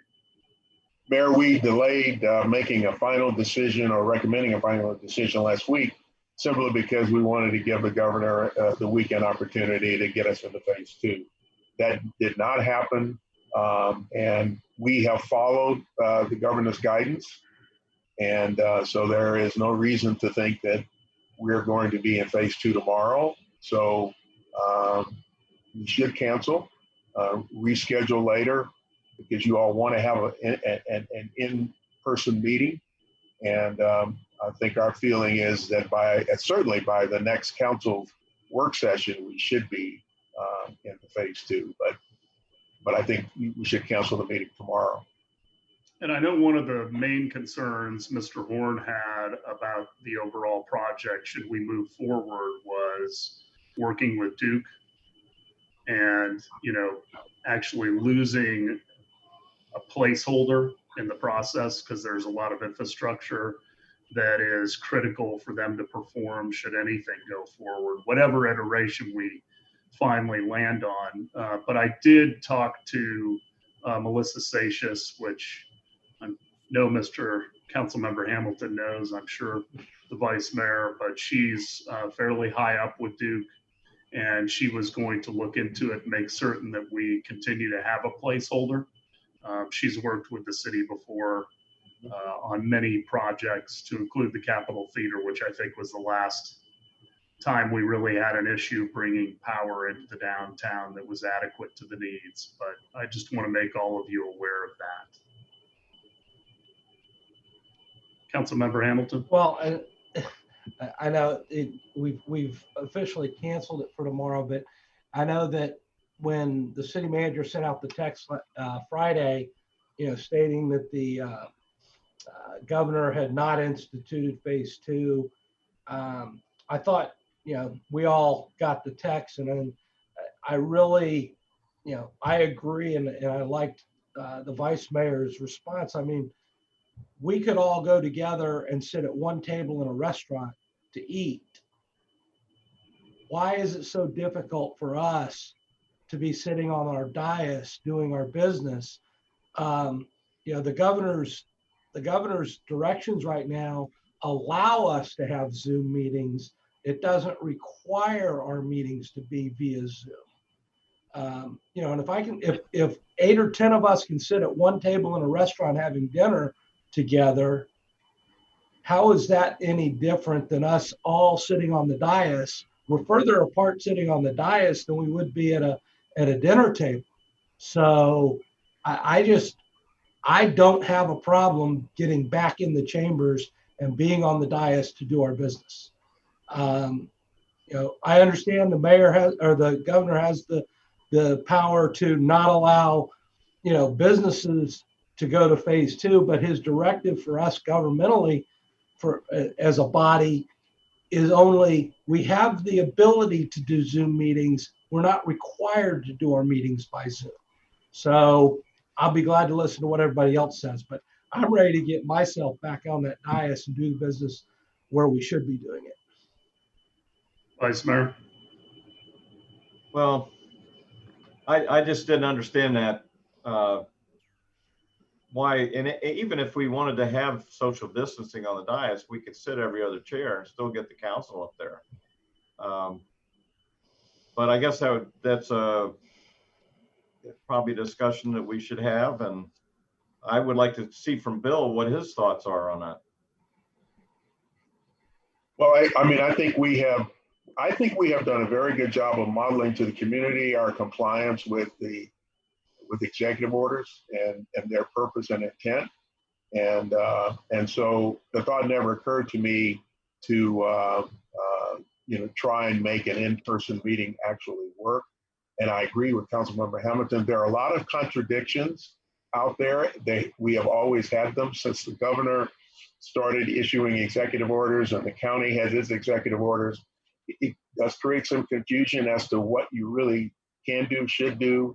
I just think we have established a precedent of being pretty consistent. And so that's why I've always said that, you know, getting into phase 2 opens the door for us in an official way to do that. And in conversations with our city attorney, I think we kind of share that perspective. But at the end of the day, you know, if you all want to do that, then it's on your shoulders to do that. I understand. I think we've all been through this exercise to the point now where, you know, social distancing, I mean, lifting on the beach and everything, you can have larger groups now. And, you know, I think social distancing has evolved over the last couple of months now down to not 6 feet minimum, but to a distance you're comfortable, and everybody should respect, you know, other parties. You know, if I'm uncomfortable having you that close to me, you need to be a little further away. But, you know, to have the rigid 6 foot, I think we're past that. I think we're moving to get back to some sort of normalcy in most situations. So that's why I just said, you know, I really agreed with the vice mayor with his comment on the text.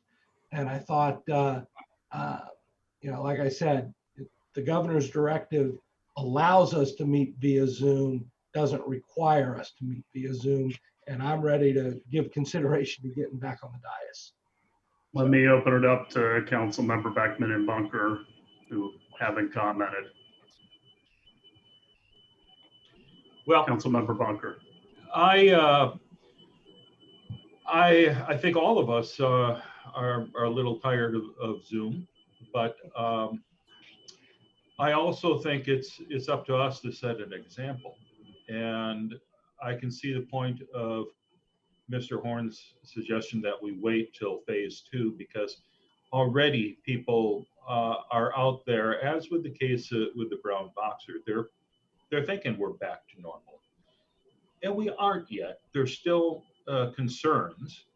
There's still the potential that this loosening of the rules are going to bring a second wave. So I'm okay with waiting another couple of weeks if that's what it takes to to hear the all clear from the state. Either way, I feel we'll be safe there or here. But I don't know that we need to rush it. Councilmember Beckman? I don't know, it's so complex, you know, people gathering, it's disconcerting to see so many people out without masks, and I worry about, you know, a second wave and all that stuff. So, I mean, if we're gonna be together in a room, I'm gonna wear a mask. I mean, that's just, and that's fine. If we wanna meet in a room, that's fine. I'll, you know, we'll keep our distance. I think the 6 feet is, I mean, truly, the CDC has said, keep 6 feet apart until there's a, you know, treatment or a vaccine. And I don't think that's changed. The virus hasn't gone anywhere. It's still there. But so I'm fine with whatever people decide. But again, like Mr. Hamilton said, it's a judgment. You make your judgment. I make a judgment when I go into Publix and people either do or don't have their mask on, and I do, right? It's all judgment. So. Well, I frankly can go either way. I can wait 2 more weeks. If it goes beyond 2 weeks, then I want to have the meeting anyway. My main concern is I do not want to do this meeting via Zoom. I want to do it in person. I don't think it's going to be as productive.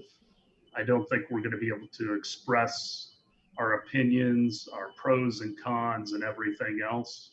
So, you know, that is really important to me, that it's live and in person. I mean, I would think that if we did it, we would expect that everybody in the chambers is wearing a mask, because I do want to be a good example to the rest of the public that we are trying to take as many precautions as possible. We're wearing masks as we're in City Hall.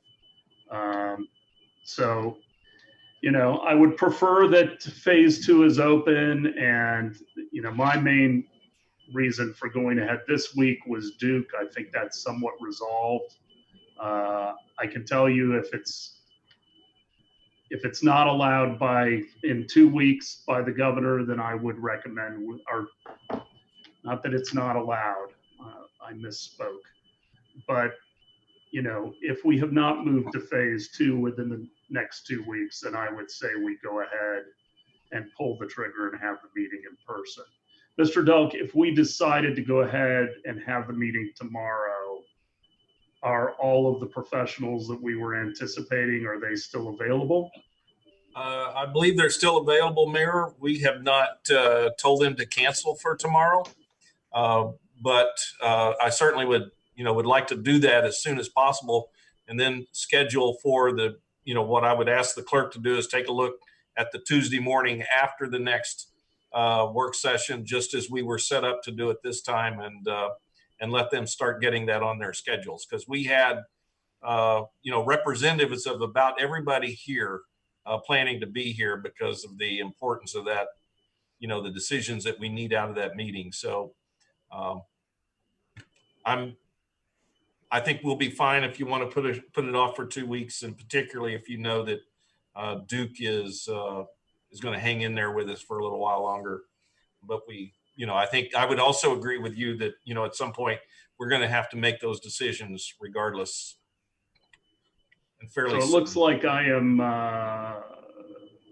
the tie vote here. I think we push it for 2 weeks. I would ask that we start the meeting at 9 instead of 10. I think the fact that we thought it was going to be a 2-hour meeting is ambitious. I don't believe it will be. I believe it'll run more than 2 hours. So I would propose that we move it to the 16th, and then we will talk about it with the public on the 18th. Okay? Yes, sir. Sounds good. All right. Anything, Miss Aiken? I don't even see her. She checked out on us. There we go. Yes, sir. Oh, she did. Welcome back. Thank you. Did you have anything under city attorney verbal reports? No, sir, I don't. Okay. Much ado about nothing. Okay. So we have a couple quick discussion items. The first is 13.1. And, you know, I went out to do an interview on the Friday after our last council meeting. And Joelle, do you have those pictures? And probably anybody who's watching this, one of the things I was thinking about, first of all, is Beach Walk is now 15 years old. And I want to make sure that we are putting the money aside to keep it in pristine condition. And, you know, I was early enough that I was taking pictures of the benches and some trash and other things. And it's really not an item for today, but at some point, Bill, I would love to have a discussion just about Beach Walk upkeep. I can tell you our cleaning crews were out there. They were just starting because this was 6:30 in the morning. And I know that when they're done, the beach would be pristine. I guess what really disturbed me, and you can't even see it that well, but off to the left there, there's a lot of trash, which was all of 6 feet from a trash can. There's another picture of trash, probably 10 feet from a trash can. And I just, you know, I would ask our citizens and guests to help keep this jewel a little bit cleaner. It's a little upsetting. And I don't think a seagull got in that particular trash can and pulled that stuff out. That's just people being lazy and disrespectful. And again, anybody who's watching us on a work session, I don't think they're culprits of this.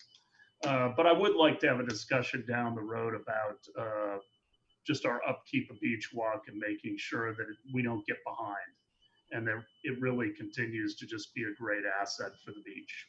So that was it.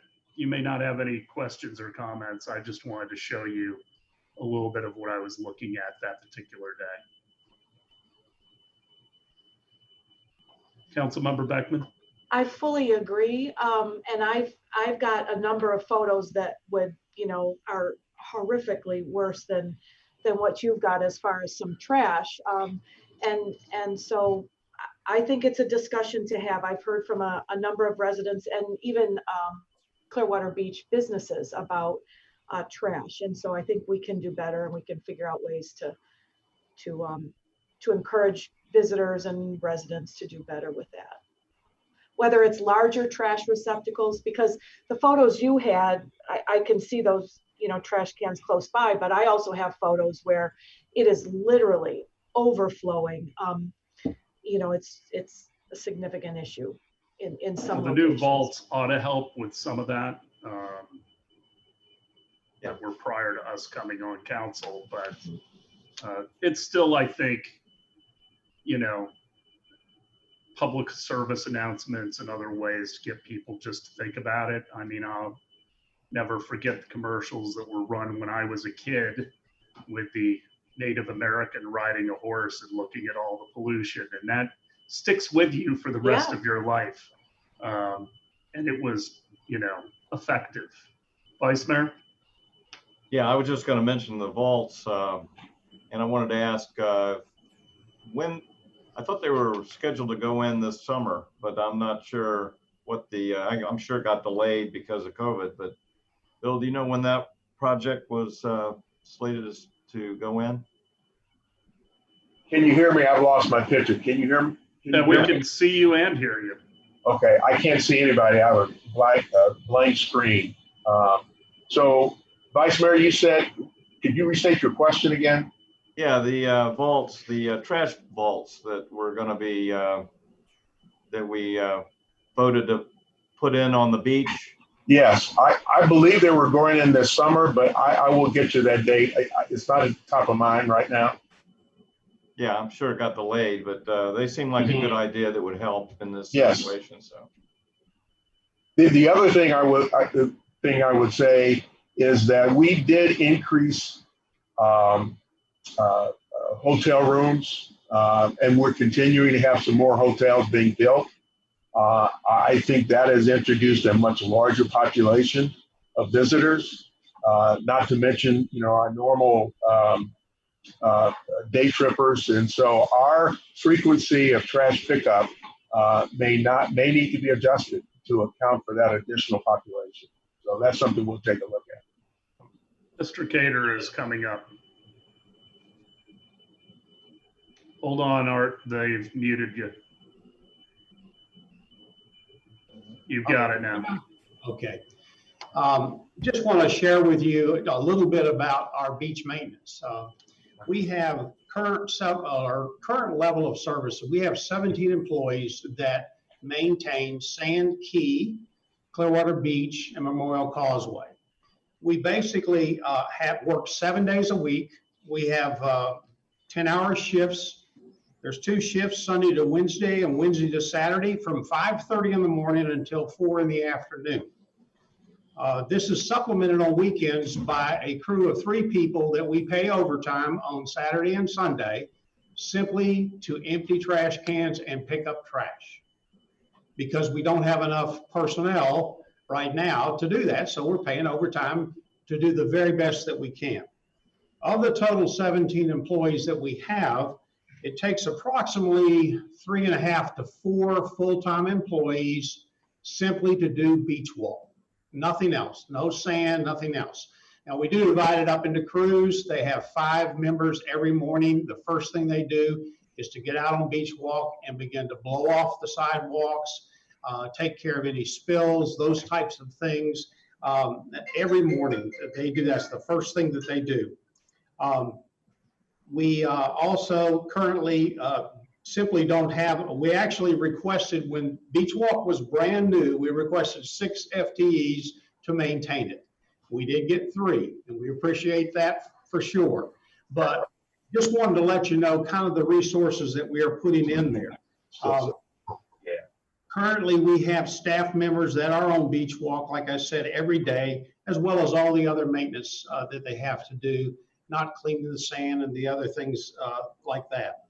In addition to these regular tasks, we have other teams that come out on a daily basis to have to repair items, trades workers, others that repair fountains, the shower. Art, you just got muted. Hold on. Oh, there you go. Okay, I'm good? You're good.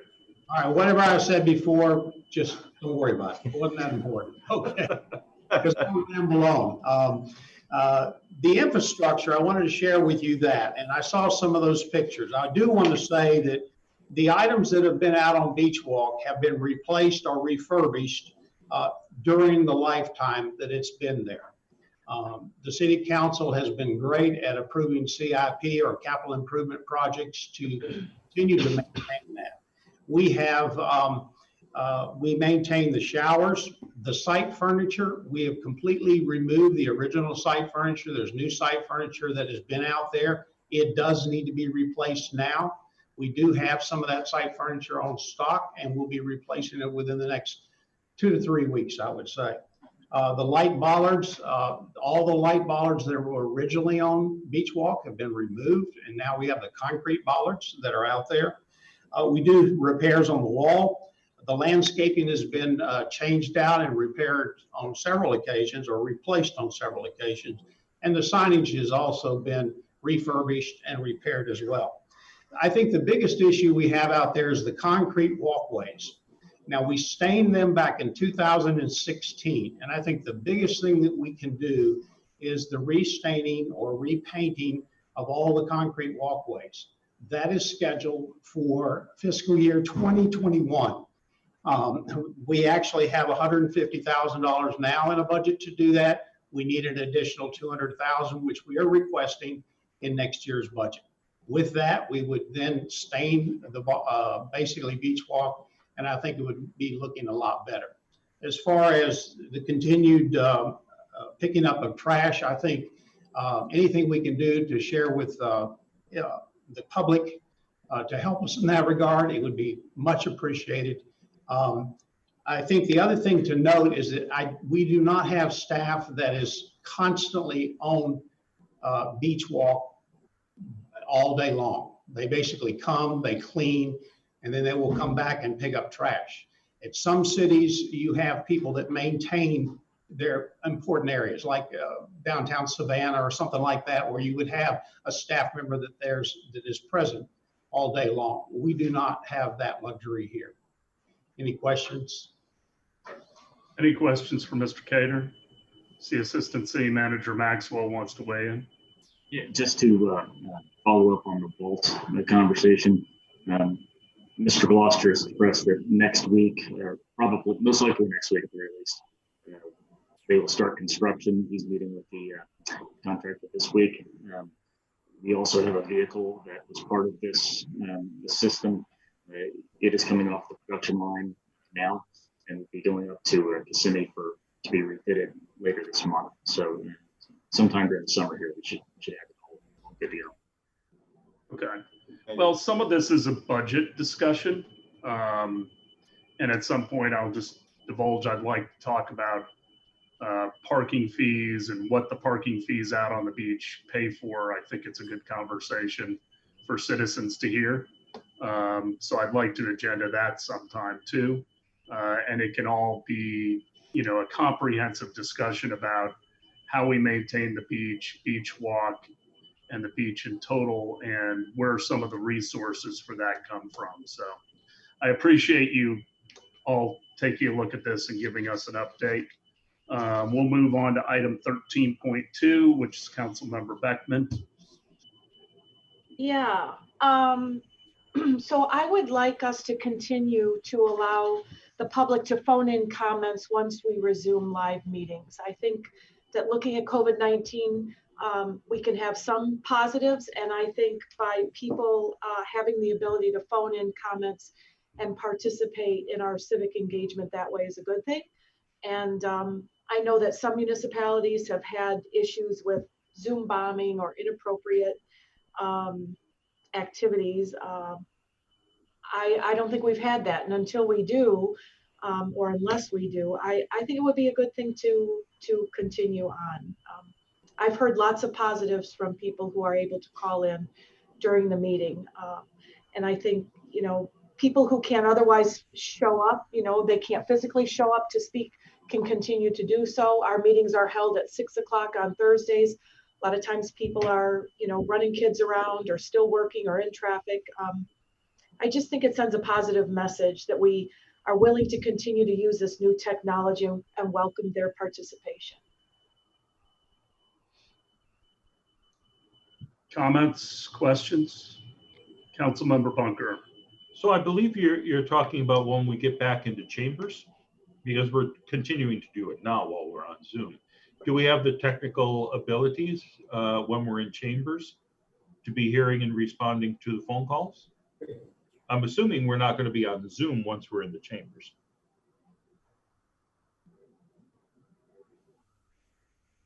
Can you hear me? What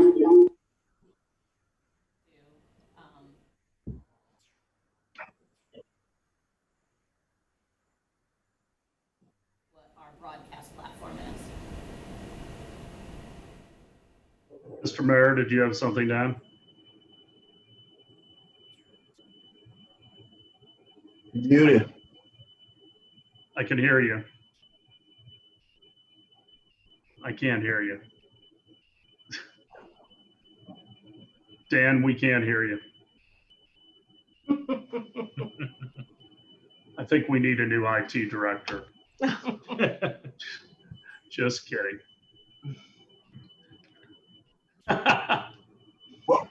Well, while he's, I think he's trying to get somewhere where he can be heard. Yeah. There he is. Yeah, I do think we need to make sure we know what the cost that's associated with doing that, since we've not done it in the past. And Dan can tell us whether we have the capability to do it. We do. There are a couple different options. We would like to ask for some time to evaluate. We want to make it seamless.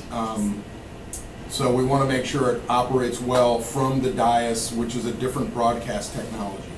And we want it to be good and not have feedback situations like we just had in the studio.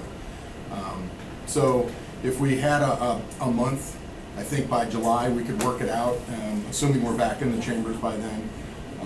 But I don't see why that's a big problem at all. Certainly something we can do, and I really, relative to the cost of most technology, it's going to be fairly reasonable.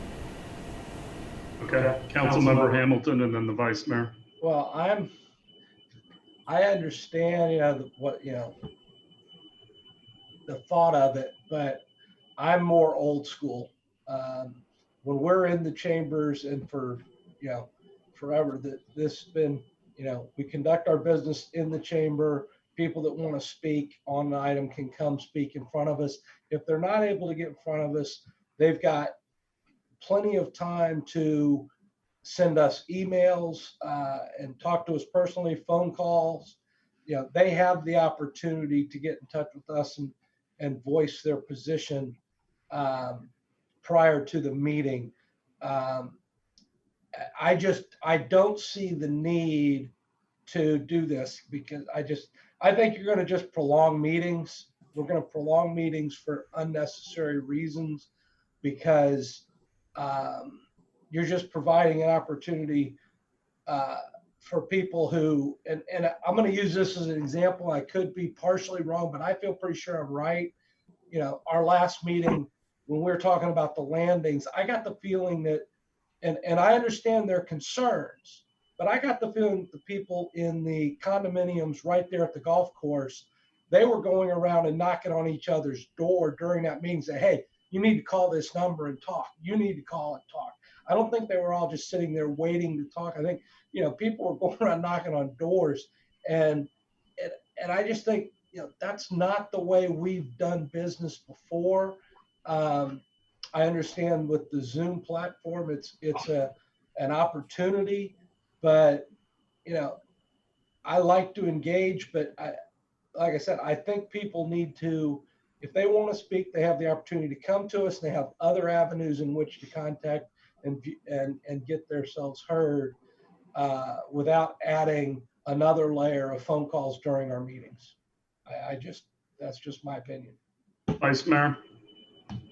Well, I'm kind of, I can see both sides of this issue. I think, we are in another era now with all the different forms of communication. And I think it gives people, an opportunity to give us their opinions by not having to come all the way down. But I can see where, and I've seen meetings where it's added substantially longer because once you get going, it just doesn't stop. So I think if we're going to consider doing this, that we'd have a time, not just a time limit, the 3 minutes, but we'd have, okay, we got a 30-minute time to take, as many people in that 30 minutes, that's it. So it doesn't just keep going and going forever. I have a question for Dan, though, regarding our transmission.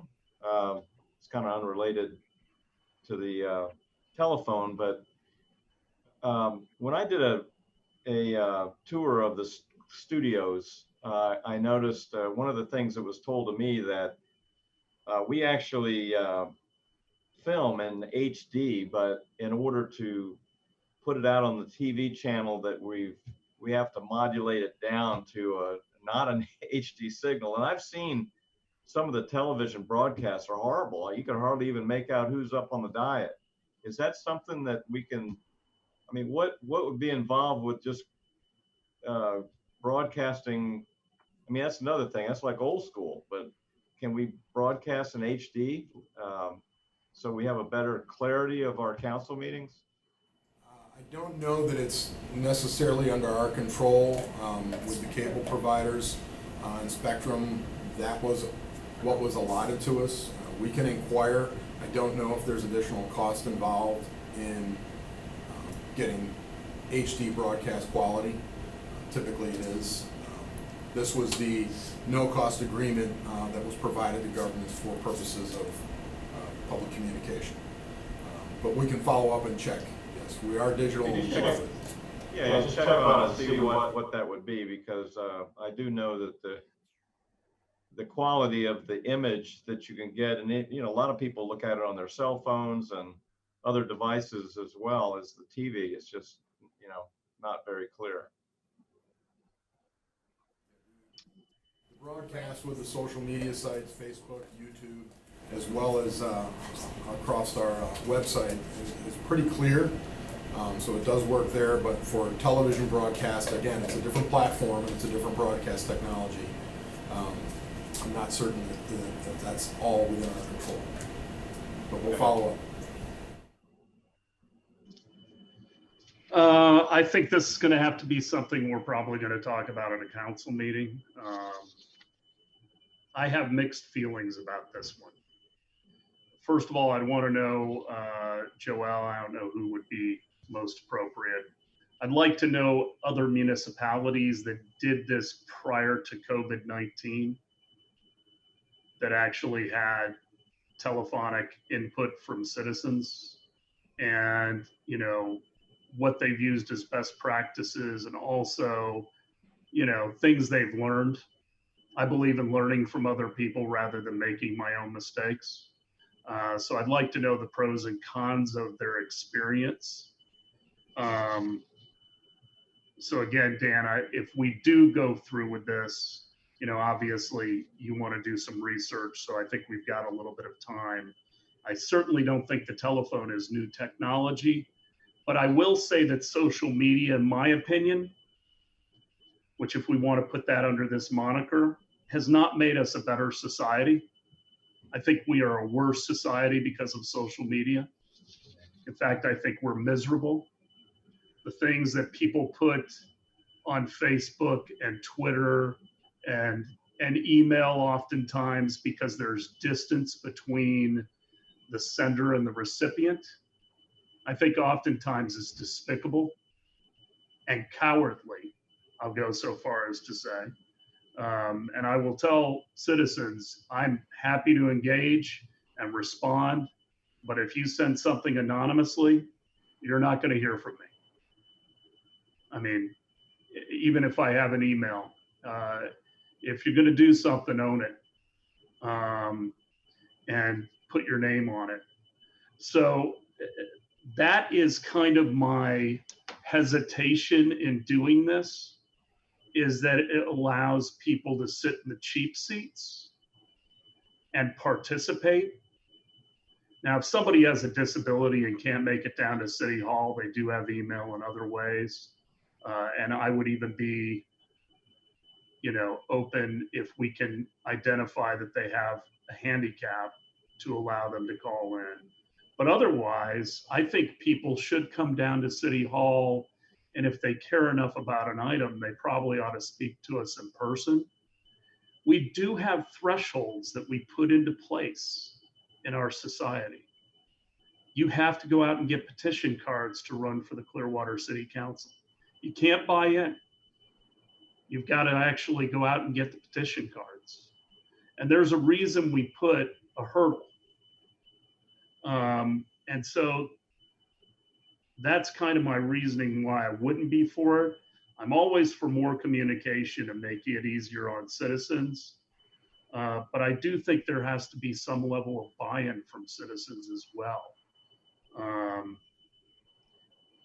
And I'm kind of hearing mixed reviews on this, so it would be something we'd actually have to vote on.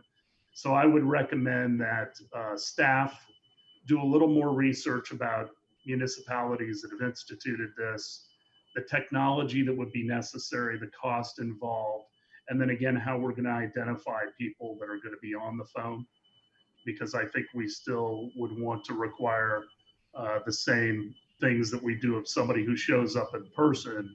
We want to know their name, address, and identify who they are. That would be an absolute minimum for me. Mayor, this Bill, I appreciate your comments.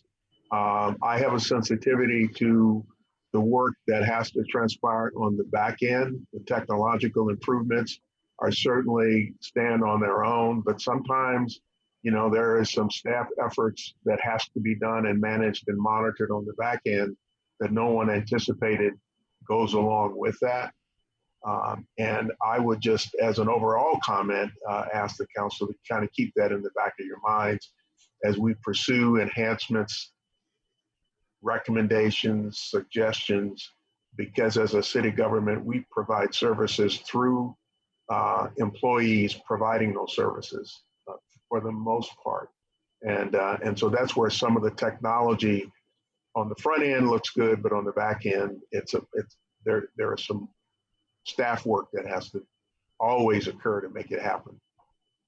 Okay, so we will discuss this item at a future date. Yes, sir. Item 13.3, Councilmember Beckman, free parking in front of the downtown post office.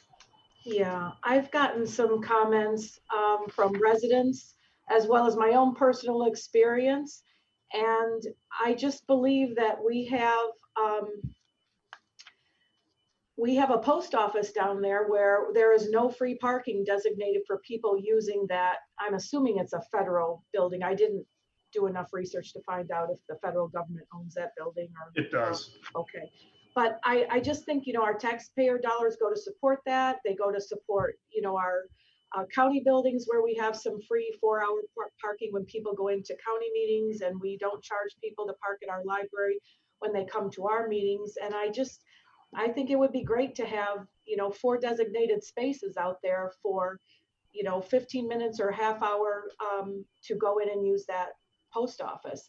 I used the post office last week and talked to the clerk inside, and as I was crabbing about putting my quarter in to go in and mail 3 packages, I said, do people complain about this? Or, he's like, every single day. And so I just want to explore the possibility of having maybe 3 or 4 designated spots out there that are for people using that post office. I have mixed feelings about this one too. And I'll harken back to parking in the downtown, which is a very, very long story. At one point, all the retailers, when we actually had retailers down here, wanted free parking so that they could park, and or their customers could park. And government, one of the things that I've learned over the years is the law of unintended consequences. And I will tell you what happened, because I have worked down here now for 18 years. So there are people that are in the towers that have to pay for the parking garages that they work in.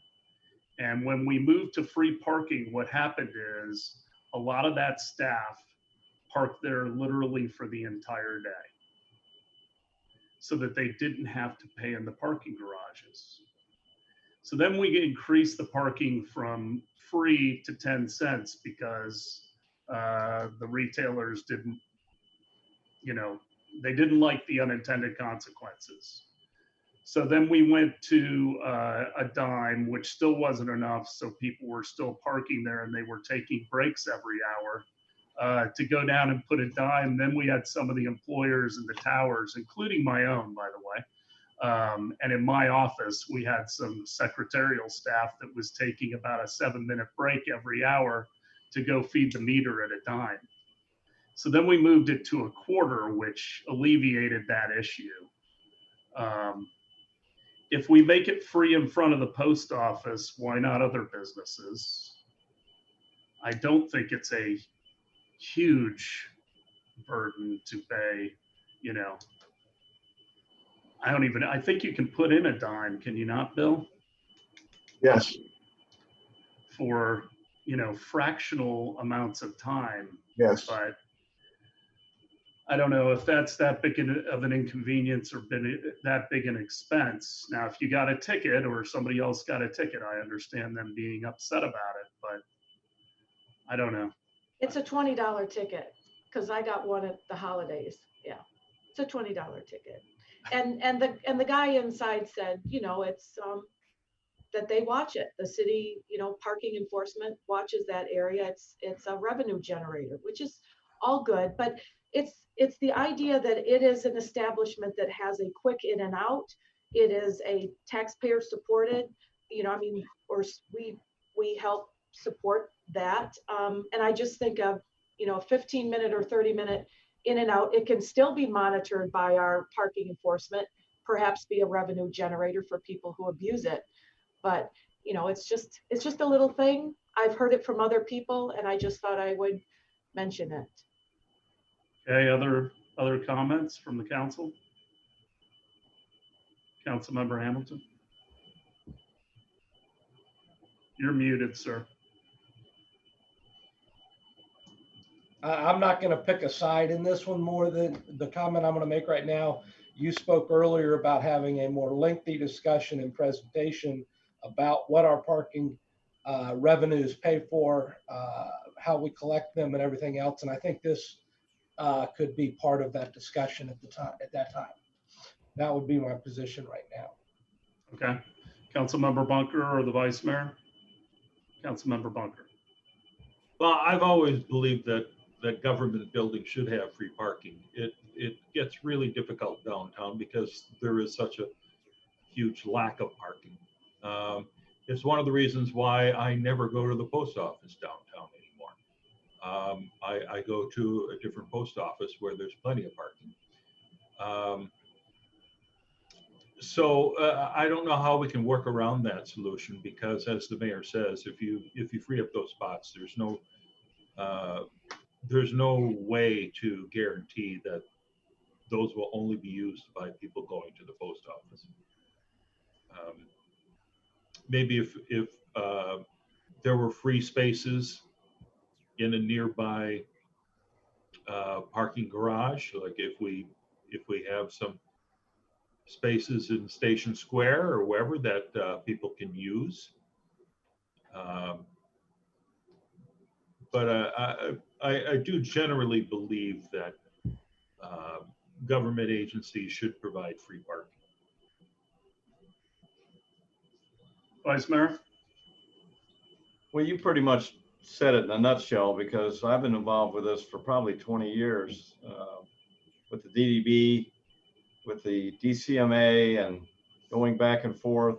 And it does happen. When we did the streetscape years ago, we had free parking, and we found that employees were parking in all the spots right in front of the merchants and staying there all day. And then they would complain, hey, nobody could come to visit to shop in my shop because there's no parking. So, I mean, it is something that's been discussed for 20 years. And, a dime isn't much. When you got to run in to mail a letter, put a dime in it, and you can go in and do your business and come out without a $20 ticket. If you don't do that, if we make it free, I guarantee you won't have any parking in front of the post office, because there'll be people parking to not pay parking garage fees. You'll have employees parking there.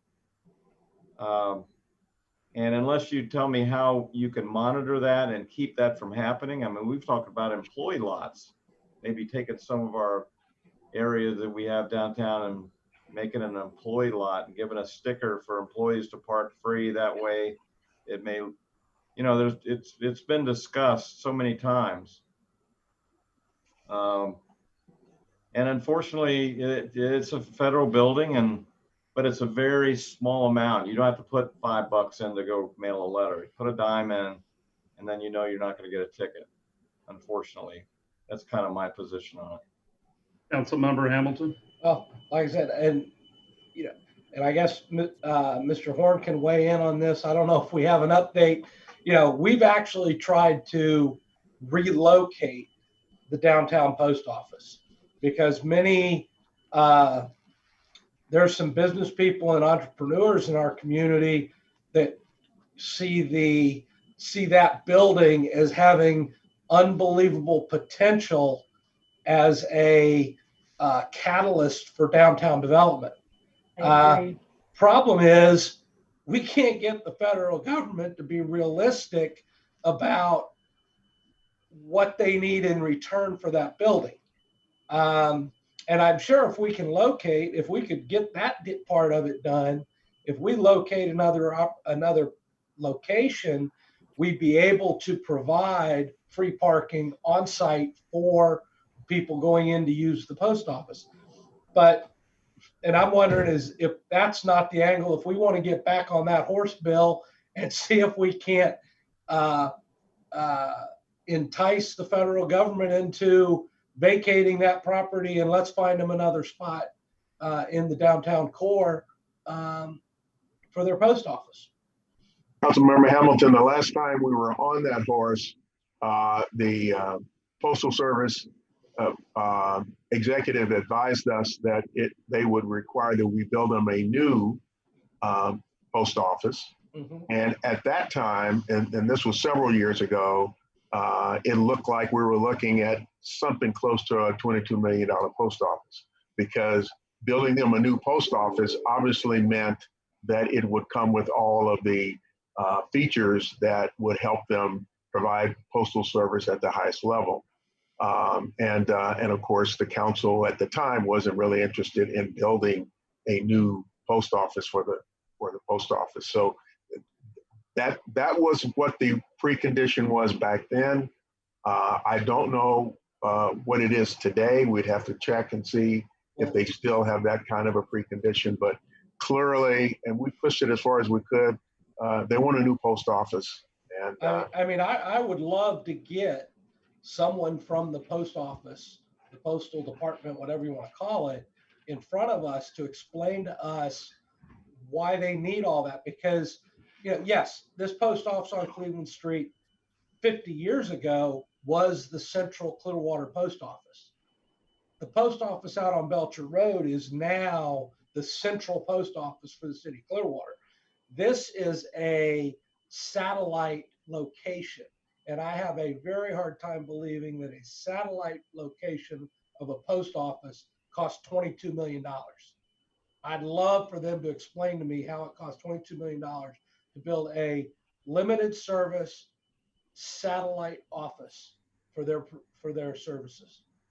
Well, you're not going to get a local official here in front of you to provide that kind of response. It's going to be someone either at the regional or even out of Washington to do that.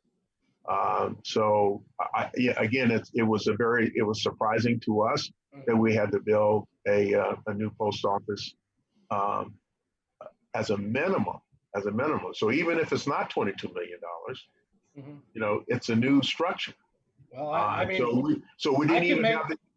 I can make numbers work. You know, if we get a reasonable number, I'll guarantee you, people that would be interested in taking over the existing post office building, we can make numbers work. But 22 million is just not realistic, and it's not. It's ridiculous. I know the post office has financial issues, but it's not the city of Clearwater's responsibility to solve their financial issues. Well, we've had postal services out on the beach. Remember, we had a postal detachment out there. That's gone. We opposed that. We asked for some consideration. We didn't prevail there. And so I you know, that agency is difficult. It's a very difficult agency, and we don't have the leverage. But if you all want us to pursue that mission, just tell me. But it's not going to be an easy one. I don't mind being a thorn. Well, I think these are two different subjects. I mean, we're talking about 4 free spots versus $22 million. I think they need to follow their random drug testing program that they have. Councilmember Beckman. I don't want to beat a dead horse, but the 4 free spots are just, I think it would be a change in signage and then a different form of enforcement with our traffic enforcement. It would be that person would just need to mark a tire and set a time and go give a ticket. It's just a different means of enforcement rather than watching the little dial on the meter. But I can understand if we don't want to go there and pursue it. I respect that, but I think it's just taking out those meters, putting in signage, and then a different type of enforcement for 4 spots. So why don't we incorporate that into an overall parking presentation, a discussion? It would be kind of parking 2.0 versus the beach but if we could do that, Mr. Horn, in the future. Yes. Okay. Yes, we can do it.